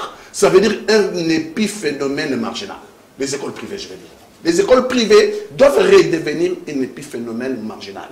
Mais l'école publique, l'orientation, la formation, les matières il faut des réformes profondes et ça c'est à l'État de prendre en charge ses responsabilités. Si l'État prend en charge ses responsabilités, avec la volonté que nous voyons aujourd'hui de décréter la gratuité de l'enseignement, qui est une très bonne chose. Bien sûr, elle n'est pas parfaite. Il faudra aussi les enseignants, les former. Il faudra aussi mettre de bancs, ça veut dire que la logistique qui doit suivre, parce que vous mettez plus d'enfants dans les écoles, ben, si vous mettez plus d'enfants dans les écoles, il faut construire des classes. Il faut construire des classes, il faut construire des bancs. Donc ça, c'est le domaine. Ça, c'est le devoir de l'État, de reprendre l'école en main. Ce domaine régalien revient dans le monde entier. C'est un domaine qui revient unique, même aux États-Unis, le pays le plus libéral du monde. L'école appartient à l'État. C'est un domaine régalé de l'État. Donc l'État doit reprendre l'école. L'État, avec l'école, en reprenant l'école, l'État va reprendre aussi les domaines de formation professionnelle. Il y a des écoles de formation des professionnels, des écoles de métiers qui existaient. Aujourd'hui, il n'y en a plus. Tout le monde n'est pas appelé à aller faire des études supérieures. La nation a aussi besoin de coordonnées. On a plus de juristes dans ce pays. La nation a aussi. Il y a des maçons et des ingénieurs. La nation a aussi besoin de coordonnées. Un pays où quand tu as de l'argent, au lieu de créer une entreprise, tu crées un parti politique. Voilà. Donc, on a plus de partis politiques que des sociétés, des industries. Donc la volonté politique doit amener l'État dans ce domaine-là. Tu as 100 000 $, crée quelque chose, tu crées un parti politique. Donc, même moi, prochainement, je vais créer mon parti politique. Donc, nous donnons à nos enfants un mauvais exemple. Ça veut dire que nous créons un parti politique pour prendre ce que vous venez de dire. Mais c'est pour se faire de l'argent. Pourquoi on demanderait aux enfants d'aller à l'école si eux aussi veulent aller chercher l'argent? Parce que l'exemple que nous donnons, c'est l'argent vaut tout. L'argent, c'est au-dessus de tout. Nous n'avons plus de valeurs morales. Nous n'avons plus de valeurs civiques. Et donc, par conséquent, ben, la conséquence c'est quoi? Donc l'État reprend l'école qui était domaine régalien, j'insiste. L'État reprend la formation professionnelle, l'État reprend la création d'emplois en favorisant les secteurs privés pour créer les plus d'emplois, pour qu'en quittant l'école, qu'il y ait un pont entre l'école et le métier, entre l'école et l'emploi. Pour mettre les enfants, si un enfant, moi j'en connais, parce que j'étais directeur de cabinet du ministre de la Jeunesse et Sport, j'en connais ceux que j'ai aidés qui ont retrouvé un emploi, mais des grands boulots. Mais ils me disent, des boulots pendant 7 heures, donc on a parlé dans 5 heures. Le temps de débrouiller comme on avait, surtout petit boulot dans la maçonnerie, on a 18 heures, on a cassé. On a tu vois, on a occupé quelqu'un. Il a maintenant un emploi. Quand il rentre du travail, il n'a plus le temps d'aller prendre. Il est fatigué. Il est fatigué. Il doit se reposer pour. Donc l'État doit. C'est aussi l'oisiveté, hein. C'est responsable. Le manque à faire aussi qui fait que bon. La prison n'est pas non plus une solution pérenne. C'est une solution qui ne peut être que provisoire, qui ne peut que passer, qui ne peut être que temporaire. Mais la vraie solution, c'est l'intégration de la jeunesse. C'est l'intégration de la jeunesse dans notre économie. C'est la reprise nous devons véhiculer nos valeurs. Nos valeurs ont disparu. Les valeurs d'autres cieux, enfin les anti-valeurs d'autres cieux, vous l'aviez dit ici, LGBT, je ne m'irai pas parce qu'on va me porter plainte. Ils sont forts, hein, c'est ça qu'on montre à la télévision à la longueur de la journée pour nos enfants. Nos enfants achètent les téléphones avec des films pornographiques, déjà intégrés à la fabrication. Et vous comprenez, vous fabriquez quoi? Et lorsqu'à la maison, il n'y a même pas mangé. Lorsqu'à la maison, il n'y a même pas les parents qui travaillent. Mais il y a des filles qui reviennent avec des sachets à 15 ans, qui reviennent avec des sachets et ça permet aux parents de... Il y a un dossier sur la prostitution, sur le proxénétisme, bon, les professionnels des sexes. Donc je vais me résumer pour laisser les amis de parler aussi. Le problème est un problème de volonté politique. Le problème est un problème que l'État reprenne ses prérogatives régaliennes. L'État doit mettre le moyen pour préparer sa jeunesse parce que le Congo de demain, ça sera la jeunesse. Mais si nous laissons la jeunesse dépérir, le Congo de demain, Bakoulou n'a pas reprendre mort. Je vous accueille, professeur Kalele, bienvenue, bonjour. Merci. Merci de l'honneur que vous nous faites sur ce plateau. Professeur, nous sommes en train de parler de la jeunesse, du manque d'emploi, mais aussi de la résurgence de phénomènes colonna. Cette radioscopie, pour savoir ce phénomène est dû à quoi et que peut-on faire aujourd'hui pour éradiquer? On a projeté les images ici qui ont fait froid aux dos invités où on voit des jeunes avec des machettes en train de s'entre-déchirer. Professeur, vous êtes même sociologue, professeur de sociologie et d'autres formations. Dites-nous en plus cette question de société. Comment éradiquer ce phénomène? Bien, merci.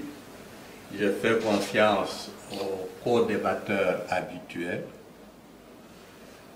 Je crois que ce qu'ils ont dit, tel que je les connais, c'est des choses sensées et vraies. Ce que j'ai entendu en dernière minute vaut la peine d'être exploité en termes de recherche de solutions. Je peux me permettre d'ajouter certains éléments. Peut-être qu'ils ont déjà évoqué. S'ils les ont déjà évoqués, tant mieux. La répétition est la mère de la science. Évoqué, ça sera un enrichissement. Okay.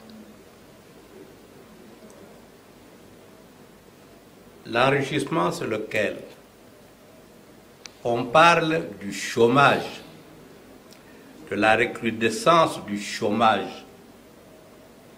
On semble officiellement s'en plaindre. Je dis simplement que soyons conséquents. Parce que le chômage, dans les pays du tiers-monde,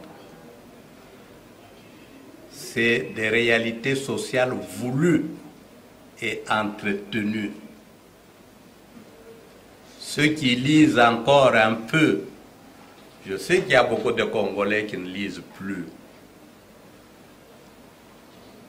doivent consulter leurs archives de la décennie 85, il y a eu des remous sociaux pratiquement dans tout le tiers-monde, la décennie 80-85. Il y a eu des remous sociaux au Maroc, Madagascar, Zambie, et même ici au Congo, on a craint en 84 de voir tous les Blancs partir parce que on craignait la chute, la fermeture de toutes les entreprises. Quelle était la cause fondamentale qui explique que le chômage aujourd'hui se maintient? C'est le programme que nous avions signé, qu'on nous a même imposé avec la Banque mondiale, le Fonds monétaire international. Vous savez très bien que quand vous signez ce genre de programme, parmi les exigences, on vous demande le licenciement massif des travailleurs. Wow. Un licenciement massif des travailleurs, à commencer par la fonction publique. Vous en avez connu ici, dans les écoles à tous les niveaux. Il y avait des directeurs et des sous-directeurs, il y avait des surveillants, il y avait des services d'entretien, même à l'université. Je crois que Yamba Yamba a fait ça.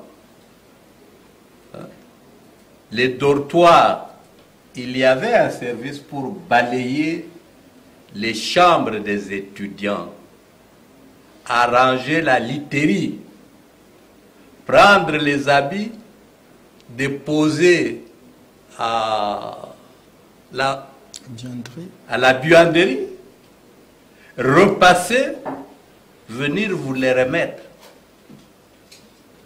Nos portes restaient ouvertes. Tout ça, au nom de l'assainissement des finances, a été supprimé. Tout ce monde a été congédié. Conséquence, la malpropreté dans les instituts supérieurs, l'augmentation du chômage. En plus, on supprimait par le même programme les allocations familiales, les indemnités sociales. Il y avait beaucoup de gens qui perdaient leur boulot. Les enfants qui ne pouvaient plus étudier, soutenus par leurs enfants. Ces remous sociaux, dans tout le tiers-monde, ont poussé à des révoltes sociales, parfois très graves, voire meurtrières. Il n'y a qu'au Congo où on a échappé à ce phénomène. Parce qu'en 1984, il y a eu une dévaluation monétaire de 400%. 400%. Mais les Congolais ne sont pas révoltés. Ils sont restés comme des moutons, comme toujours. En train d'observer et de subir. Zambé akosala.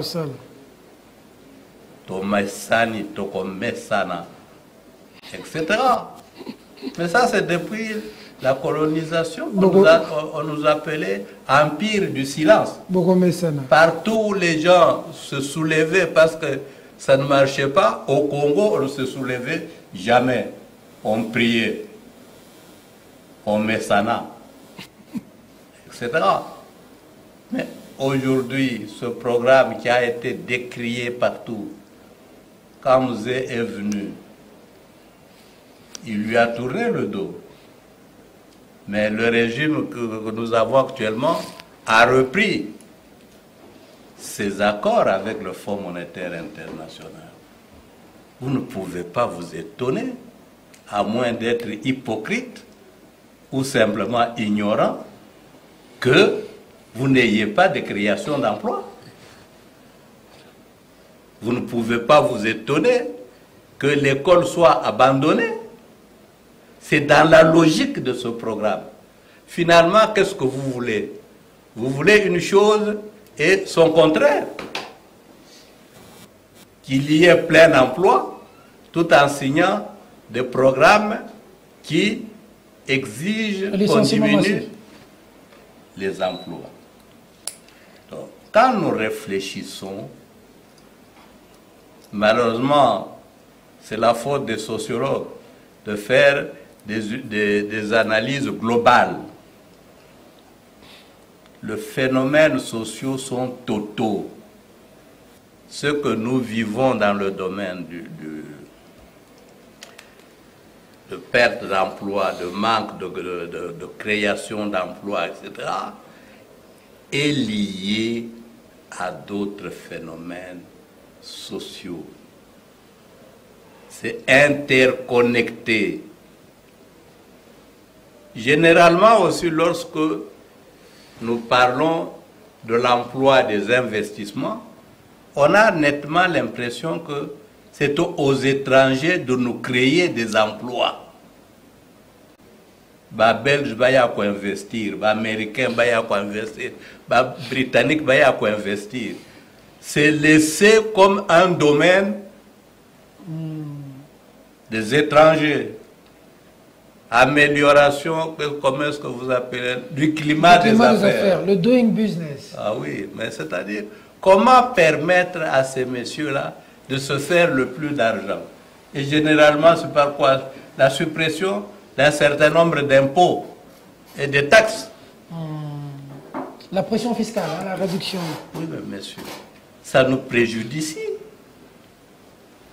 Même quand on dit il y a vol, oui, il y a vol, beaucoup de vols au Congo comme dans beaucoup de pays africains. Vous suivez ce qui se passe en Guinée, au Mali et tout ça.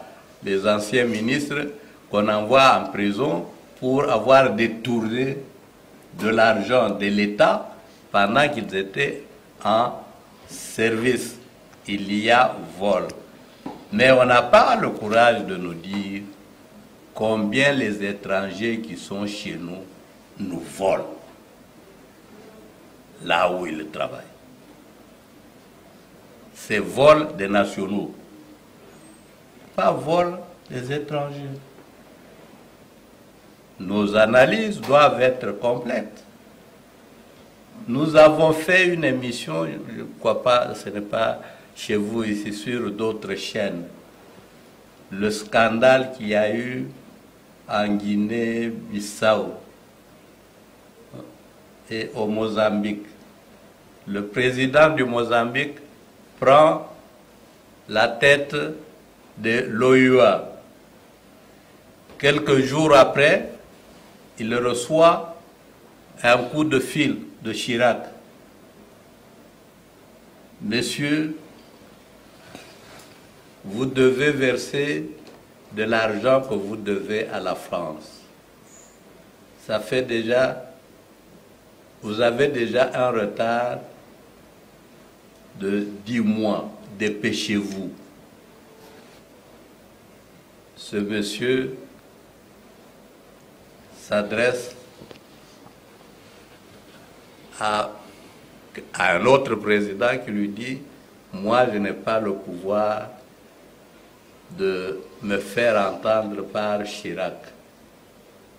Je vous conseille de contacter Mandela. » Il contacte Mandela.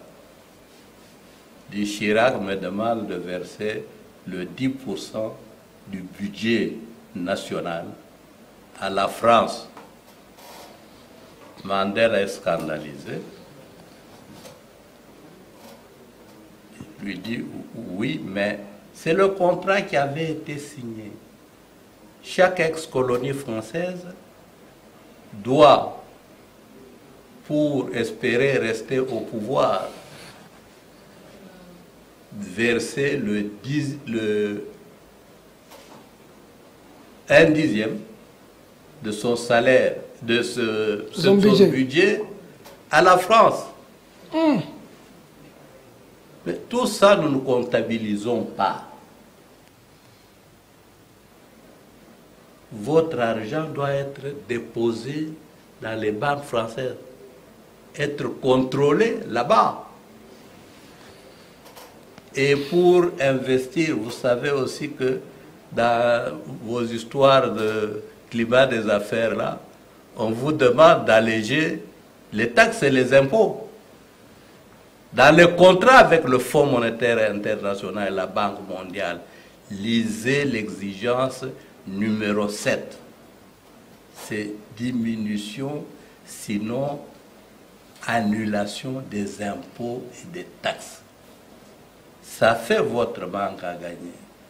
Ça pose aussi le problème que les hommes d'affaires congolais ou les hommes d'affaires nationaux, s'il y en a, quand ils doivent créer des emplois, ils se trouvent en situation de faiblesse par rapport à leurs homologues étrangers qui sont exemptés d'impôts et de taxes. Et par voie de conséquence, qui peuvent réaliser beaucoup de bénéfices. Vous avez vu l'ami de... C'est Pati ou quoi? Ton ami là. Comment il s'appelle le Libanais ici Jamal. Jamal. C'est pour rire, ce n'est pas ton ami.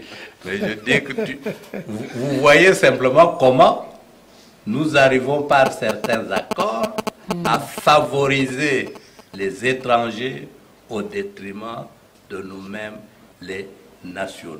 Donc, je suis d'accord qu'il y a chômage, que le chômage ira augmentant aussi longtemps que nous n'aurons pas revu certains de nos accords dits de coopération avec nos anciens colonisateurs. D'accord. Norbert Yamba, là on atterrit maintenant sur de solutions concrètes. Là on atterrit sur de pistes de solutions sur cette question. On fait quoi? Le Koulouna est là, on fait quoi? Le Congolais qui nous regarde retiennent quoi? Les jeunes n'ont pas d'emploi, on fait quoi? Merci. Je voudrais juste rectifier quelque chose que j'ai dit, mettre comme point de vue ici en fait. Quand je parlais de 30%, non, c'était pas 30%. La moyenne d'âge en Europe, c'est 42 ans. En Afrique et au Congo, c'est 19 ans. Et puis au monde, c'est 30 ans. Mais à ce qui concerne le pourcentage, chez nous, au Congo, c'est 65%. Mais l'âge, c'est 19 ans. C'est que nous avons géré le monde en disant 2050, on sera plus de 60%. Ça, c'est la première précision. Deuxième précision, j'ai beaucoup aimé l'intervention du professeur Kalele qui faisait allusion au remous des années 85. Certainement que le Fonds monétaire international a été pour beaucoup. Et n'oubliez pas que les institutions de Bretton Woods ont été mises en place par le vainqueur de la Deuxième Guerre mondiale. Il est tout à fait normal que ces institutions véhiculent une façon de faire au profit de puissances d'argent. Ça va de soi. Mais déjà dans les années, vers la fin des années 90, début 2001, on a essayé d'humaniser un peu ces institutions, mais ils restent dans leur logique. Cependant, dans la prise de décision sur le plan politique, il y a des solutions en court, moyen et long terme. Quand on arrive et qu'on a besoin véritablement d'une bouffée d'oxygène, on peut recourir à soi-disant qui vous crédibilise et compagnie, etc. C'est comme ça que vous avez vu à un moment donné le président de la République aller chercher un peu d'argent pour construire la dynamique autour pas de la gratuité de l'enseignement.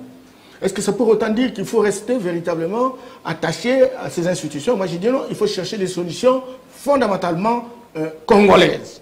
Mais n'empêche que dans le court terme, qu'on puisse véritablement s'en référer. Je voudrais également dire que la problématique que nous la posons ici, l'enseignement, les divorces entre l'enseignement et les entreprises, les emplois, etc., cette problématique repose sur le paradigme hérocentrique.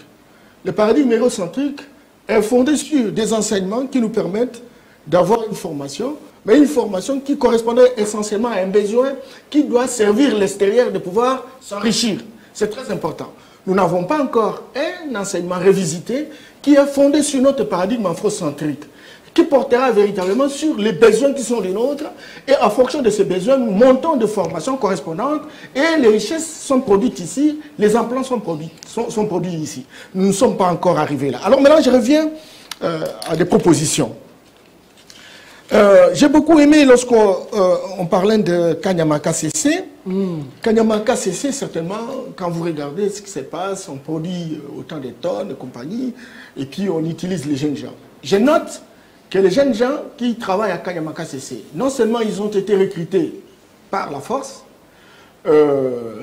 encore que l'État a le monopole de la violence légitime, et donc ils sont à KCC, ils travaillent, mais ils sont payés. Ils sont payés. C'est que très clairement, au bout d'un certain temps, s'il n'y a plus de paiement, à ce moment-là, le problème risque de se poser. Et ce que disait Pati tout à l'heure en disant, mais alors si chaque année on doit recruter des Koulouna qui prennent l'ascenseur, que va-t-on faire? Il y aura plein de gens. À ce moment-là, les terrains seront inondés et on risque de ne pas utiliser tout le monde. Et c'est là que j'ai dit, oui, l'idée Kanyamaka CC est importante. Laurent Kabila, lorsqu'il a pensé à ça, il a vu la nécessité non seulement de faire le mixage, mais de former des jeunes gens. Mais ces jeunes gens qui sont formés viennent de partout. C'est très important. Et donc, il va falloir que, non seulement qu'on revisite l'approche de recrutement, certainement que bon, ceux qui veulent la violence auront la violence, mais aussi il y a la rapproche où on travaille sur une certaine sensibilisation de manière que les gens sachent que dans tel ou tel espace où il y a site d'exploitation, on va nous apprendre, et quand on aura appris, c'est pas des techniques culturelles modernes, à ce moment-là, après une formation qui est déterminée en fonction, je ne sais pas de combien de saisons culturelles, ils vont rentrer dans leurs milieux respectifs. Ces gens-là deviennent des agriculteurs pilotes. Ces gens-là deviennent des modèles, on les appelle des éléments catalyseurs, des éléments dynamisants. Ils deviennent les modèles pour les autres qui ne sont pas allés à Kanyamaka CC ou dans le Congo central, ici, à Bazangou, etc. Et donc, quand ils viennent, ils cultivent, ils ont un champ où ils pratiquent pratiquement toutes les techniques qu'ils ont apprises, n'est-ce pas, dans les sites de formation. Et par rapport à ça, moi j'ai fait une expérience ici dans la commune de Kimbanseke, dans une recherche-action bien entendu, et cela m'a permis naturellement de drainer les jeunes gens qui venaient de presque toutes les provinces. Je recevais même les chercheurs qui venaient de Gand, d'Anvers, en Belgique, compagnie, etc. Alors, qu'est-ce qui s'est passé? Ils viennent, on fait 60% de formation pratique, 40% de formation théorique, où on essaie de ventiler les différentes spéculations, c'est-à-dire les différentes cultures qui sont réalisées dans tel ou tel endroit. Une fois la formation terminée, on aura produit. À la fin de la production, on met en place une quantité qui sera donnée à chaque exploitant formé, à chaque apprenant. Il a une quantité, par exemple, de semences qu'il va répartir. Mais on leur donne un peu de moyens, d'argent, pour s'installer, de manière qu'ils deviennent véritablement les modèles référentiels de leur milieu.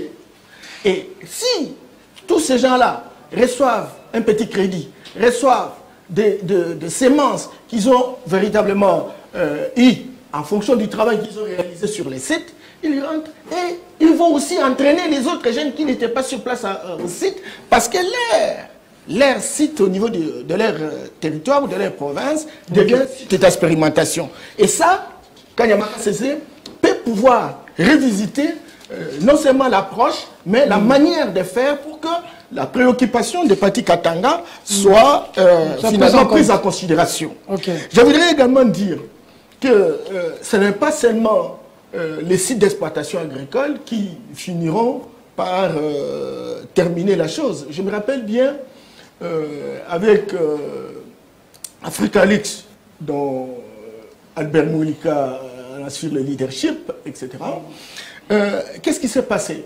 Quand vous arrivez par exemple à Guémena, vous prenez le long jusqu'à Koula, vous allez voir chaque village, des plantations et des plantations. Ces planteurs-là étaient considérés comme des exploitants agricoles.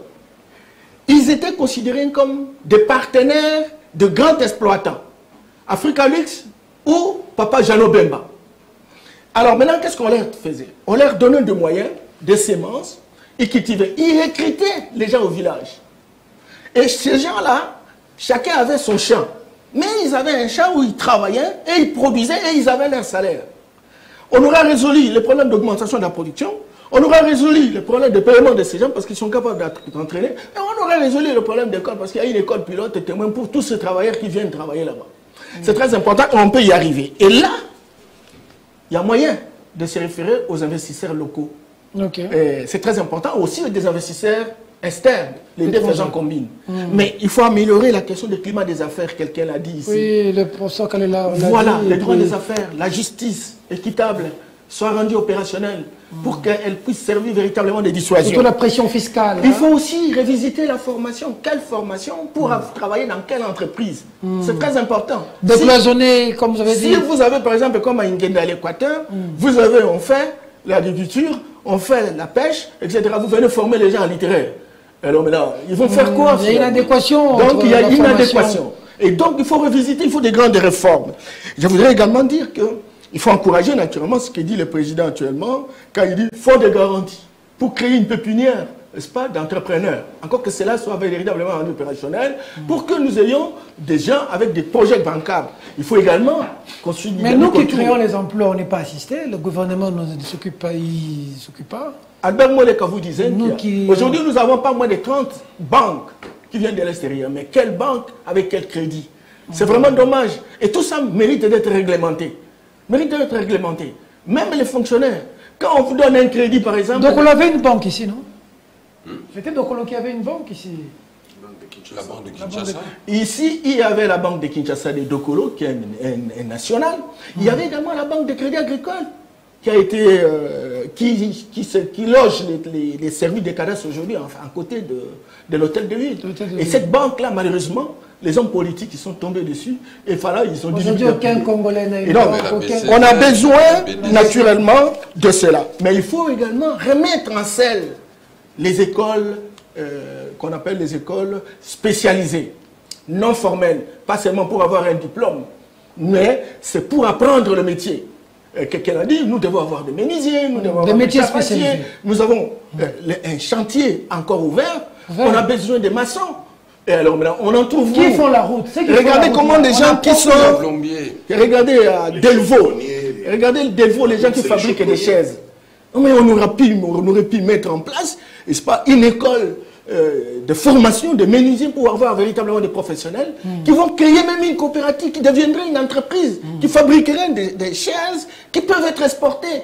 Et on trouverait du travail. On a du bois, on paierait les taxes de l'État, on paierait les impôts, on va renflouer les caisses, on va affecter dans des secteurs qui véritablement ont besoin d'être améliorés. Ceux qui font les routes, chaudronniers, ceux qui font... Est-ce qu'on en a au Congo? Donc, tout ça, faisant comme le professeur Kalele le disait, il y a... C'est aussi un problème de formation. Non, l'approche doit être systémique. Okay. C'est-à-dire, au lieu de brancher pour dire, voilà, nous voyons l'école. Non, il y a d'autres domaines connexes qui sont en interaction. Nous avons tout pris seulement de l'Europe. Voilà, ici. Voilà. Alors, l'Europe nous a tendu un piège. Nous devons revisiter tout ça avec des hommes et des femmes qui réfléchissent comme nous le faisons, mais qui poussent à la décision. Parce qu'il faut qu'il y ait des décisions. Si on ne prend pas de décision, à ce moment-là, on nous...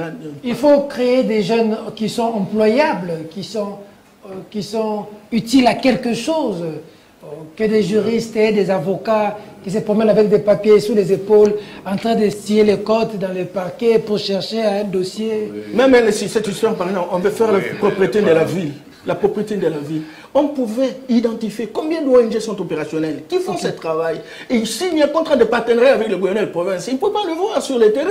D'autres acteurs, même des commerçants, des opérateurs économiques, peuvent-ils, pour profiter véritablement de ce marché, encore qu'il y ait une série de passations de marché, des offres, comment on appelle ça, appel d'offres, et on soumissionne et on récupère. Pour ça, Kaélé, vous êtes en train de sourire un peu là.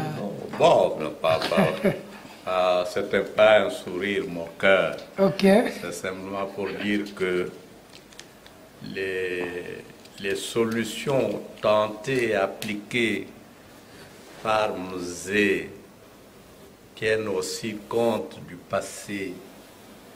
Le problème du chômage, le problème de l'exode rural s'est posé avant l'AFDEL.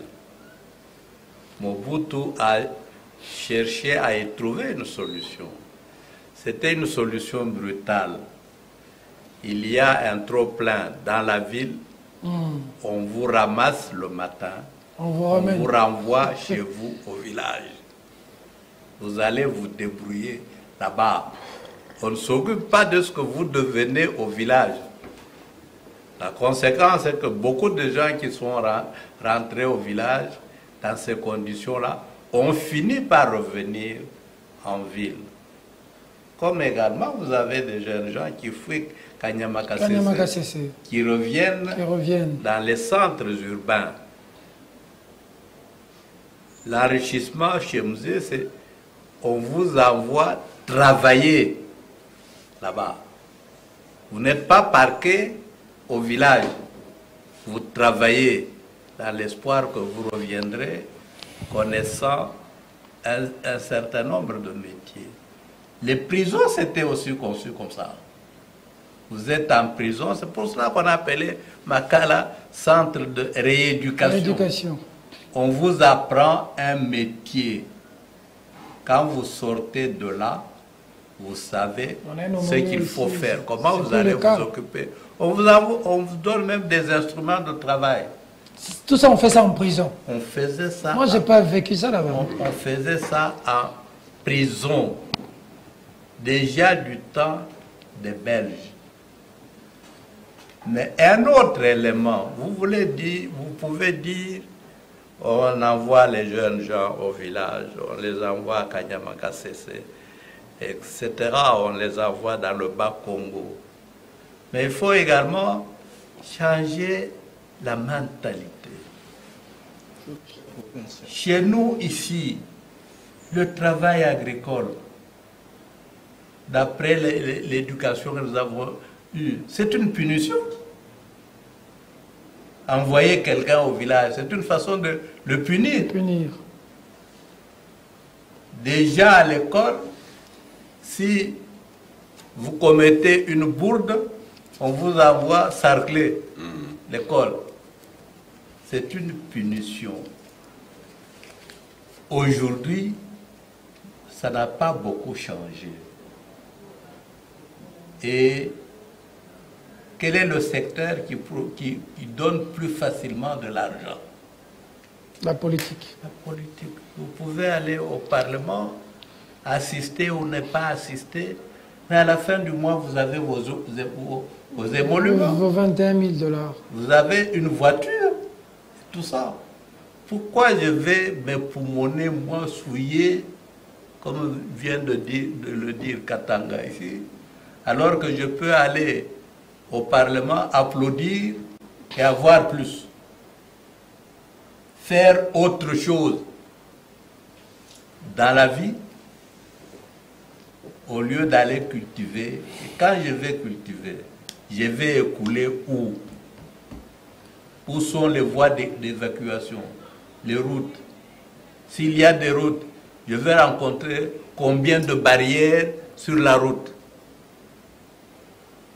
Tous ces éléments-là doivent être pris en compte pour trouver des solutions globales, tout à fait globales.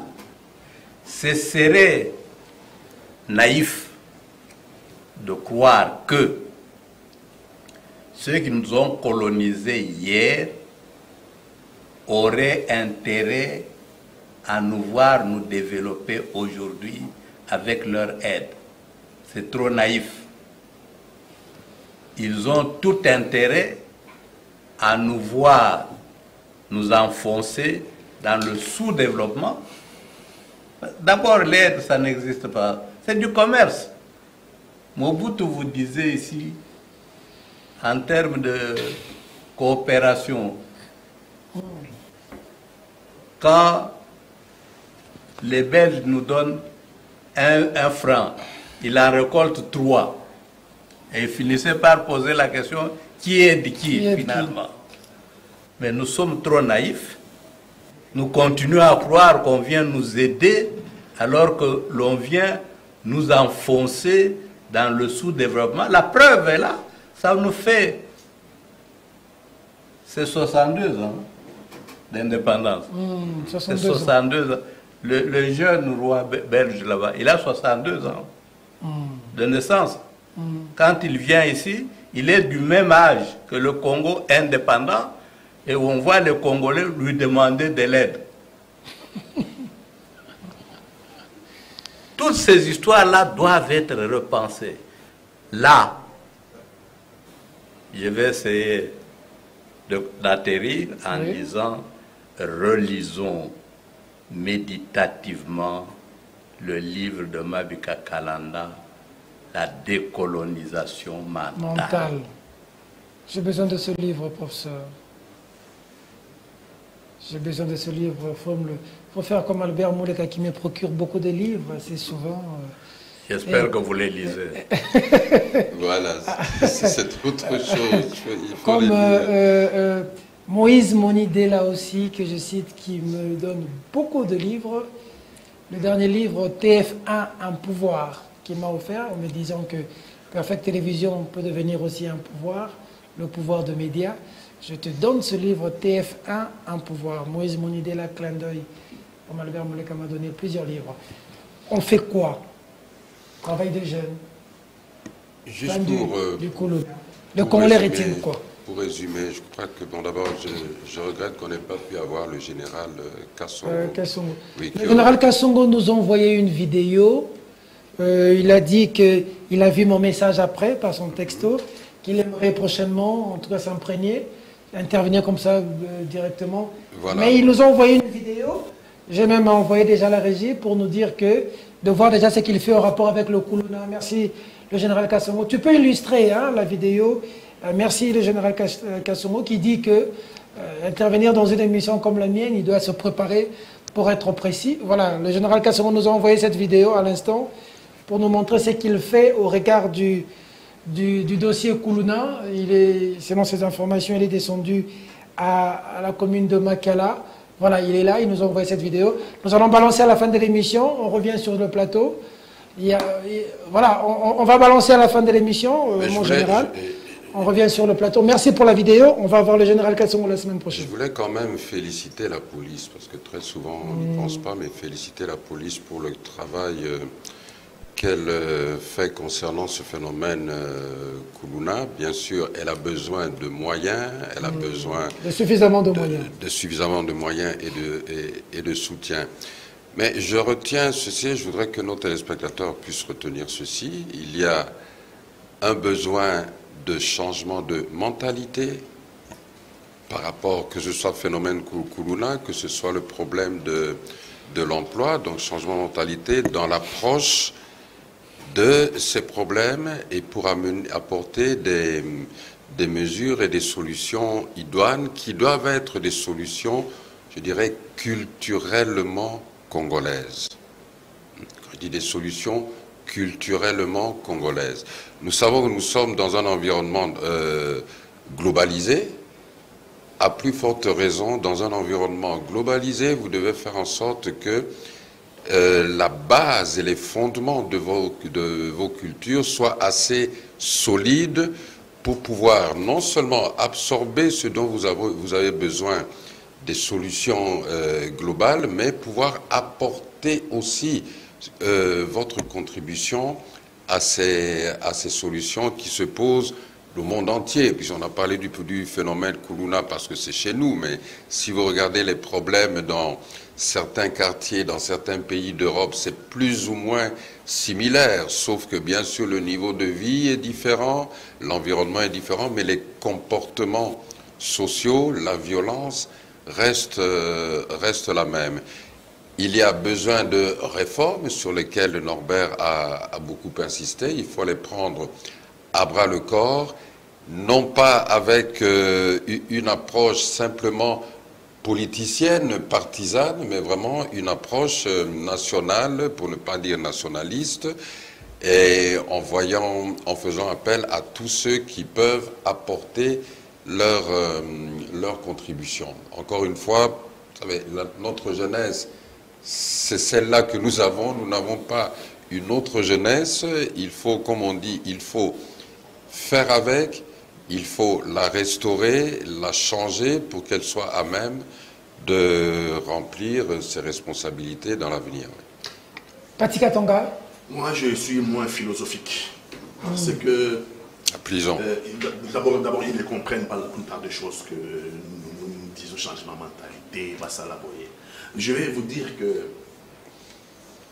les jeunes nous renvoient notre propre image. La violence est la réponse à une société profondément injuste. Une société profondément injuste récolte la violence. Et maintenant, elle est urbaine aujourd'hui. Enfin, urbaine ici, à Kinshasa. Mais à l'intérieur du pays, vous avez les groupes armés. Vous avez les groupes armés qui contestent le pouvoir central. Ce sont des frustrations, ce sont des réponses à une société profondément injuste. Un jour, nous étions encore dans l'opposition contre Kabila et on avait une réunion à Fadenaouz chez Martin Fayoulou. Je quitte chez moi à Bandal, j'arrive à rond-point Mandela pour prendre notre taxi pour rentrer chez Martin Fayoulou à l'intérieur de la bombe. Et il y a un taxibus qui arrive, on est en train de menacer un jeune garçon dedans, il venait de voler un téléphone à une dame dans le taxibus. Le taxibus vient juste accoster là où moi j'attends le taxi pour rentrer dans le Gombe et aller chez Martin Fayoulou à Fadenaouz. Et donc le voleur descend. Le voleur descend, les voleurs leur disent, ah, mais si nous avons nos téléphones, vous m'avez téléphoné et sonné dans ma bouche, on a un téléphone, mais là, ils sont déjà à mon niveau, ça veut dire que c'est quitter. Le voleur, je pense qu'il m'a reconnu. Mais vous avez un téléphone. Mais vous avez un caca, vous avez un présent. Vous avez un boulevard, vous avez un présent. Ça m'a interpellé. C'est fondamentalement parlant. Le voleur de téléphone dit au public qui veut les lyncher, ah, pourquoi voulez-vous me lyncher? Mais chaque jour, les voleurs passent ici en gros cylindré, en voiture gros cylindré, et nous les appelons présents. Tout le monde veut devenir comme c'est.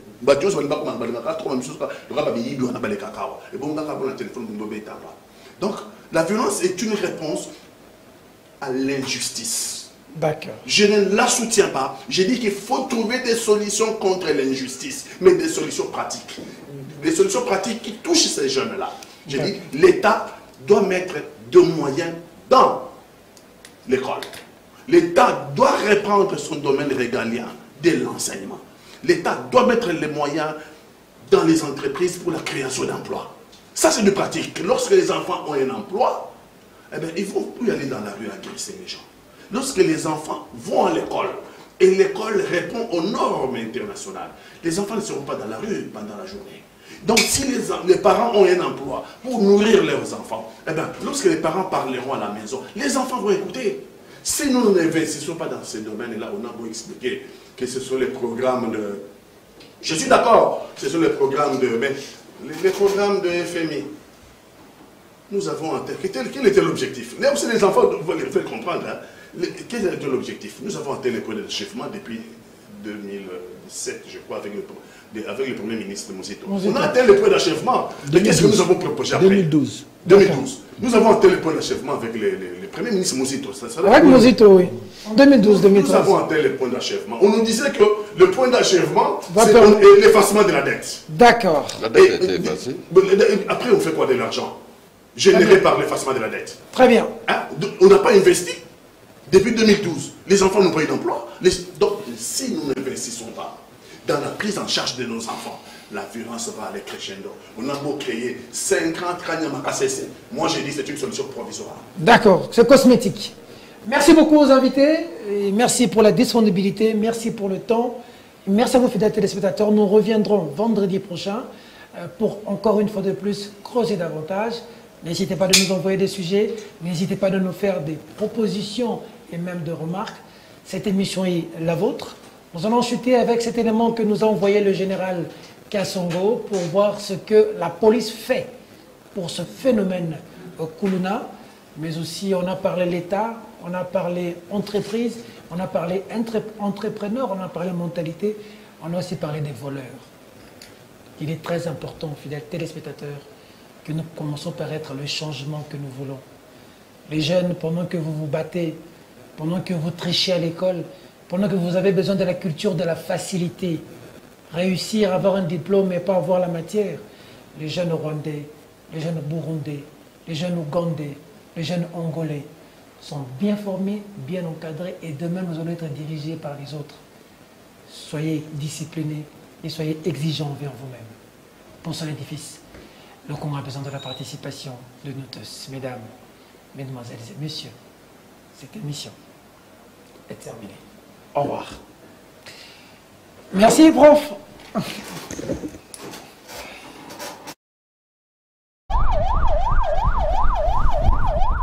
La commune de Makala est un des bastions du banditisme urbain dans la ville de Kinshasa.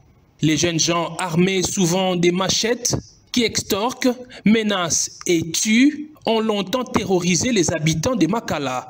Prenant le taureau par les cornes, le commissaire provincial de la police ville de Kinshasa a ordonné une opération de bouclage ciblée dans cette municipalité dans la nuit du 10 au 11 août 2022. Une opération salvatrice pour les occupants de la commune qui ont poussé un ouf de soulagement. Ils l'ont exprimé en voyant le général Silvano Kassongo débarquer sur terrain.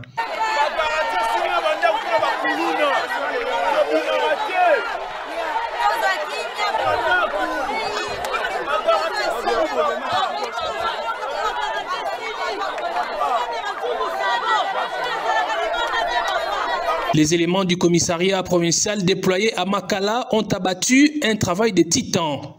173 présumés Kuluna, dont 166 hommes et 7 femmes sont tombés dans les filets de la police. La moisson était abondante. Dans le lot de personnes arrêtées figurent, encore la police, les Kuluna qui ont grièvement blessé un policier à la tête et dont les images circulant sur les réseaux sociaux ont ému tout le monde. La collaboration entre la population et la police étant voulue, un triage a été fait sur la place publique pour permettre à la population d'identifier les vrais Kuluna.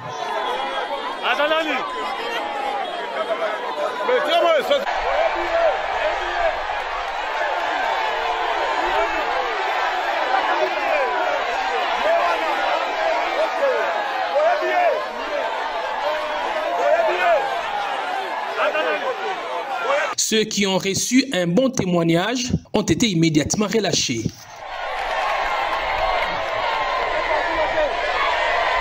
Le bourgmestre de la commune de Makala, qui ne savait plus à quel saint se vouer devant la montée de la criminalité dans sa juridiction, n'a pas tari d'éloges à l'endroit de la police. Esengo ezali makasi koleka mingi pe napesi merci na général Kassongo. Parce que 3 ans oyonga na sali awa ezali akolela la butu moi ba petit wana comme banzela ezala kite je croyais que non ndenge gouverneur a sali facilité ya venu elenges pouvait déjà diminuer mais comme ezali zamba na zamba les lots ezali ndenge tozali boye parce que mbula ezali te parce que bisika nyonso ezali ba mai ba sac ba nini moyen pour ozwa accès ya kotambola même na moto il faut kaka na makolo na nini mais comme Nzambe a yokeli biso passe bana wana bakuluna wana respect ezalité et comme il faut déborder jusqu'à ce que ndako ya mutu bazo pasola déjà na machette pour bakota kuna bazwa oyo ezali kuna Profitant de la présence du commandant de la ville, les habitants de Makala ont exprimé au général Sylvano Kasongo leurs problèmes en dénonçant non seulement l'insécurité causée par les Kuluna, mais aussi ce qu'ils ont appelé abus de certains policiers qui tracassent la population. 6 heures du matin, nous avons que nous salaté. Vous êtes la responsable de Bakangio. Nous avons 18 heures, nous sommes la bande. Tout en promettant des sanctions sévères contre les policiers véreux, le commissaire provincial a mis la population devant ses responsabilités.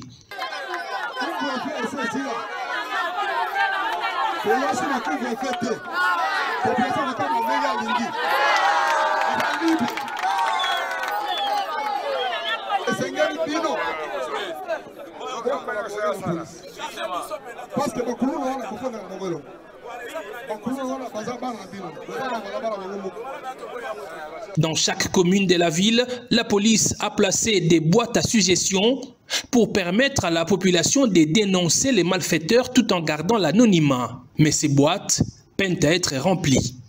La plupart d'entre eux sont des récidivistes. Bon, ils étaient arrêtés et puis libérés. Vous savez, là, c'est un problème de la justice. Souvent, les plaignants ne suivent pas les dossiers. Je demande à la population de contribuer, de dénoncer à chaque fois les civiques, les Kuluna qui sont dans les quartiers. Nous avons mis des boîtes aux lettres dans toutes les communes. Il faudrait chaque fois aller dénoncer les Kuluna qui sont dans les quartiers. Et on n'a pas besoin de votre nom, de votre adresse.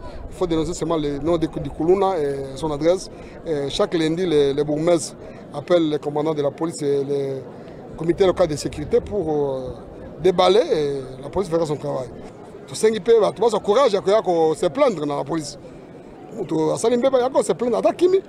Quand tu vas informer, tu vas charger. Donc tu vas charger. Tout ce qui est dans la police, dans X24, dans l'avenue de Sénat, dans l'état-major et le commandement et le commissariat provincial, la police criminelle de façon qui est chargée, tu vas continuer dans la parquet. Le commissaire provincial a rassuré que l'opération de bouclage ciblé va se poursuivre dans toutes les communes de la ville pour traquer et mettre hors d'état de nuire tous les bandits urbains afin que les Kinois vivent dans la paix et la sécurité, comme le veut le chef de l'État, Félix Antoine Tshisekedi Tshilombo.